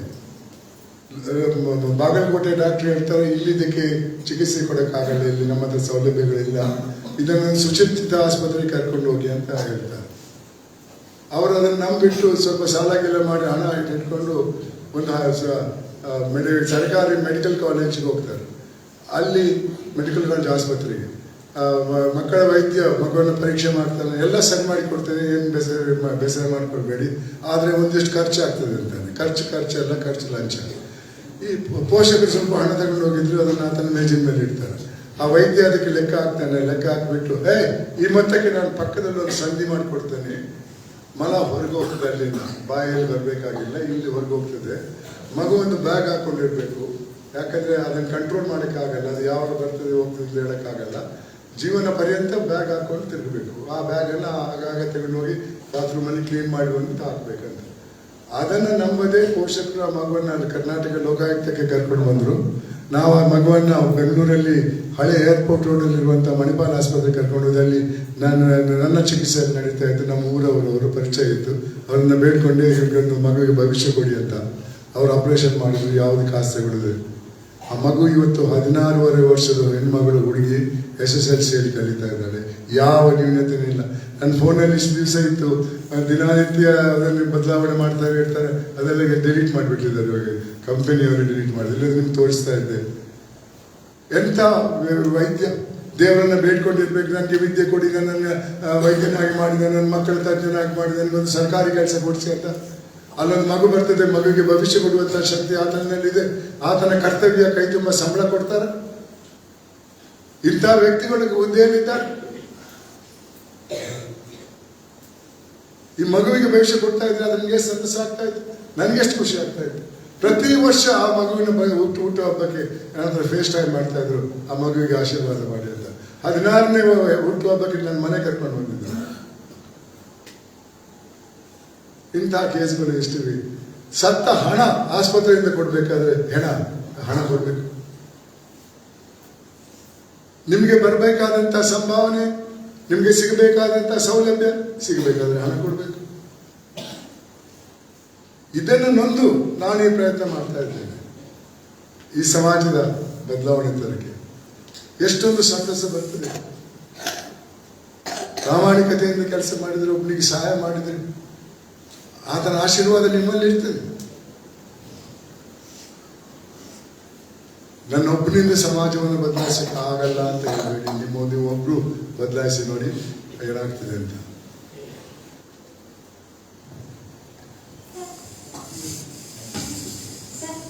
ಇಷ್ಟೆಲ್ಲ ತಂತ್ರಜ್ಞಾನ ಇದ್ರೂ ನಾವು ಸೌಲಭ್ಯಗಳನ್ನ ಪಡಿಬೇಕಂದ್ರೆ ಎಷ್ಟೊಂದು ಪ್ರೋಸೆಸ್. ಈಗ ಯಾರಿಗಾದ್ರೂ ಒಂದು ಮನೆ ಕೊಟ್ಟಿದ್ದಾರೆ ಅಂತ ತಿಳ್ಕೊಂಡ್ರೆ ಅವರು ಅದನ್ನ ದುಡ್ಡು ತಗೋಬೇಕು ಅಂತಂದ್ರೆ ಅವ್ರು ಎಷ್ಟೆಲ್ಲ ಪ್ರೋಸೆಸ್ ಮಾಡ್ತಾರೆ. ಅದ್ ಬಿಟ್ಬಿಟ್ಟು ಇಷ್ಟೆಲ್ಲ ತಂತ್ರಜ್ಞಾನ ಇದ್ರೂ ಡೈರೆಕ್ಟ್ ಆಗಿ ಅವ್ರ ಅಕೌಂಟಿಗೆ ದುಡ್ಡು ಹಾಕ್ಬೋದು, ಅದೇ ಡೈರೆಕ್ಟ್ ಆಗಿ ಕೊಡ್ಬೋದಲ್ಲ ಸರ್. ಆದ್ರೆ ಇಷ್ಟೊಂದು ಪ್ರೋಸೆಸ್ ಯಾಕೆ ನಡೀತಾ ಇದೆ? ಹಾಕುವ ಇಚ್ಛೆ ಇದ್ರೆ ಈ ಪ್ರಾಬ್ಲಮ್ ಬರಲ್ಲ. ಇಚ್ಛೆ ಇರ್ಬೇಕಲ್ಲ, ಆ ಇಚ್ಛೆಯನ್ನ ದುರಾಸೆ ಮುಳುಗಿಸ್ಬಿಡ್ತದೆ. ಸಿಗಬೇಕಾದ ಸೌಲಭ್ಯಕ್ಕೆ ಸಿಗಬೇಕಾದ್ರೆ ಎಷ್ಟು ಖರ್ಚು ಮಾಡ್ಬೇಕಂತ ನಿಮ್ಗೆ ಗೊತ್ತಿರೋದಿಲ್ಲ. ನಿಮ್ಮ ತಂದೆ ತಾಯಿಯನ್ನು ಕೇಳಿ ನೋಡಿ, ಅವ್ರು ಹೇಳ್ತಾರೆ.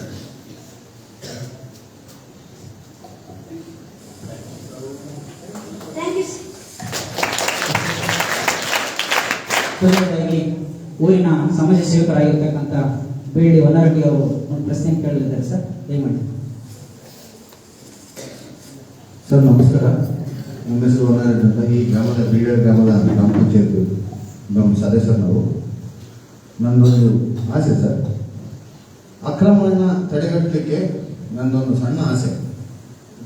ಚುನಾವಣೆ ಸಂದರ್ಭದಲ್ಲಿ, ಪೊಲೀಸ್ ಸಂದರ್ಭದಲ್ಲಿ ಓಟು ಹಕ್ಕು, ಮತದಾನ ಹಕ್ಕು ಕಡ್ಡಾಯವಾಗಿ ಕಂಪಲ್ಸರಿ ಓಟು ಅವತ್ತು ಹಾಕ್ಲೇಬೇಕಂತೇಳಿ ಕಡ್ಡಾಯವಾಗಿ ಮಾಡಿದ್ರೆ ಎಷ್ಟೋ ಅಷ್ಟು ಅಲ್ಪ ಸ್ವಲ್ಪ ಬದಲಾವಣೆ ತಂದು ಕಡ್ಡಾಯವಾಗಿ ಮಾಡಿದ್ರೆ ಸ್ವಲ್ಪ ಅಕ್ರಮವನ್ನು ತಡೆಗಟ್ಟಬಹುದು ಅಂತೇಳಿ ನನ್ನೊಂದು ಆಲೋಚನೆ ಸರ್.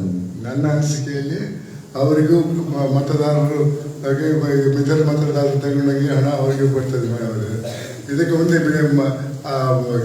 ಯಾರು ಮತ ಹಾಕಿಲ್ಲೋ ಅವ್ರಿಗೆ ಶಿಕ್ಷೆ ಆಗೋದು ಉತ್ತಮ ಅಂತ ನಾನು ಹೇಳ್ತೇನೆ.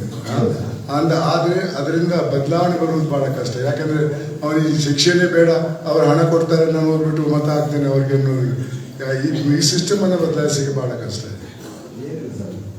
ಮತ ಚಲಾವಣೆ ಮಾಡುವಾಗ ಈ ರಾಜಕಾರಣಿಗಳು ಏನಿರ್ತಾರಲ್ಲ ಅವರೆಲ್ಲ ದುಡ್ಡು ಖರ್ಚು ಮಾಡಿರ್ತಾರೆ. ಆ ದುಡ್ಡನ್ನ ಸಂಪಾದನೆ ಮಾಡೋಕ್ಕೆ ಅಧಿಕಾರಿಗಳ ಮೇಲೆ ಫಲಪ್ರಯೋಗ ಮಾಡ್ತಾರೆ. ಅದು ಸಣ್ಣ ಪುಟ್ಟ ಅಧಿಕಾರಿಗಳ ಮೇಲೆ ಫಲಪ್ರಯೋಗ ಬರುತ್ತೆ. ಆ ರೀತಿ ಎಲ್ಲ ಆಗ್ದಂಗೆ ಇರುತ್ತೆ ಅಂತೇಳಿ ನನ್ನೊಂದು ಅಲ್ಲ ಸ್ವಾಮಿ, ಅಸಿಸ್ಟೆಂಟ್ ಸಬ್ ಇನ್ಸ್ಪೆಕ್ಟರ್ ಪೋಸ್ಟಿಗೆ 45 ಲಕ್ಷ ಹುದ್ದೆಗೆ ಬರಕ್ಕೆ. ಅವರು ಅಲ್ಲಿ ಕೆಲಸ ಮಾಡಕ್ಕೆ ಹೋಗುದ, ಆ ಸಂಬಳಕ್ಕೆ ಹೋಗುದ ಅಲ್ಲ, ಆ ಗಿಂಬಳಕ್ಕೆ ಹೋಗುದು. ಕೊನೆ ಅಂತ ಈ ಒಂದು ಶಾಲೆಯ ವಿದ್ಯಾರ್ಥಿಗಳಿಗೆ ನಿಜಕ್ಕೂ ನಾನು ಹೃದಯಪೂರ್ವಕ ನಮನಗಳು ತಿಳಿಸ್ತಾ ಇದ್ದೀನಿ. ಯಾಕಪ್ಪ ಅಂತಂದ್ರೆ 2023ನೇ ಸಾಲಿನಲ್ಲಿ ಈ ಒಂದು ಸ್ಕೂಲಿಂದ ಒಂದು ಸರ್ಕಾರ ನಡೆಸುವಂತ ಒಂದು ಪ್ರತಿಭಾವಂತ ವಿದ್ಯಾರ್ಥಿಗಳು ತಾವೆಲ್ಲ ಏನಿದಿರೋ ಇಂಥ ಸ್ಕೂಲಲ್ಲಿ SLCಯಲ್ಲಿ 2023ನೇ ಸಾಲಿನಲ್ಲಿ 597 ಅಂಕ ಪಡೆದಿರೋದು ಬಹಳಷ್ಟು ದೊಡ್ಡ ಸಾಧನೆ. ಅದನ್ನು ಮೀರಿ ಈ ವರ್ಷ 2024ರಲ್ಲಿ 625ಕ್ಕೆ 612 ತಂದು ದೊಡ್ಡ ಮಟ್ಟದ ಕೀರ್ತಿ ಪತಾಕೆ ಹಾರಿಸಿದೆ. ಈ ಒಂದು ಹಿನ್ನೆಲೆಯಲ್ಲಿ ನಮ್ಮ ಕರ್ನಾಟಕ ಕಾರ್ಯನಿರತ ಪತ್ರಕರ್ತರ ಧ್ವನಿ ಸಂಘಟನೆಯಿಂದ 597, 612 ಇವೆರಡರ ಮಧ್ಯೆ ಏನಿದೆಯಲ್ಲ, ಈ ವರ್ಷ 2025ನೇ ಸಾಲಿನಲ್ಲಿ 600 ಅಂಕಗಳು ಯಾರು ಪಡಿತೀರೋ ಪಡೆದಂತ ಪ್ರತಿಯೊಬ್ಬ ವಿದ್ಯಾರ್ಥಿಗಳಿಗೆ ನನ್ನ ಸಂಘಟನೆಯಿಂದ 1,000 ಕ್ಯಾಶು, ಪ್ರಶಸ್ತಿ ಪತ್ರ, ಫಲಕಗಳು ನೀಡ್ತೀನಿ. ಆ ನಿಟ್ಟಿನಲ್ಲಿ ನೀವು 3 ಜ್ಞಾಪಕಿಟ್ಕೊಳ್ಳಿ: ನಿರ್ದಿಷ್ಟ ಗುರಿ, ಸಮಯ ಪ್ರಜ್ಞೆ, ಒಂದು ಸಹನ ಶಕ್ತಿ. ಈ ಮೂರೊಂದು ನೀವು ಅಳವಡಿಸ್ಕೊಂಡ್ರೆ 620 ದೊಡ್ಡದಲ್ಲ. ಯಾಕಪ್ಪ ಅಂದ್ರೆ ನಿಮ್ಮ ತಂದೆ ತಾಯಿರು ಈ ಭಾಗದಲ್ಲಿ ಎಷ್ಟು ಕಷ್ಟ ಬಿದ್ದು ನಿಮ್ಮನ್ನ ಕಳಿಸಿ ಎಂತೆಂಥವ್ರ ಹತ್ರ ಅವಮಾನ ಮಾಡ್ಕೊಂಡ್ಬಿಟ್ರು ಇದ್ರೂ ಆ ಮಾರ್ಗದರ್ಶನದಲ್ಲಿ ನಿಮ್ಮನ್ನೆಲ್ಲ ಕಳಿಸಿ ಇಲ್ಲಿ ಸಲ್ಲುತ್ತಾ ಇದ್ದಾರೆ. ಅದನ್ನ ಗುರುತಿಟ್ಕೊಂಡ್ರೆ ಇವತ್ತು ನಮ್ಮ ಸಾಹೇಬರಿದ್ದಾರೆ, ಇಲ್ಲಿ UPS ಪಾಸ್ ಮಾಡಿ IAS ಆಗಿ ಕೂತಿದ್ದಾರೆ.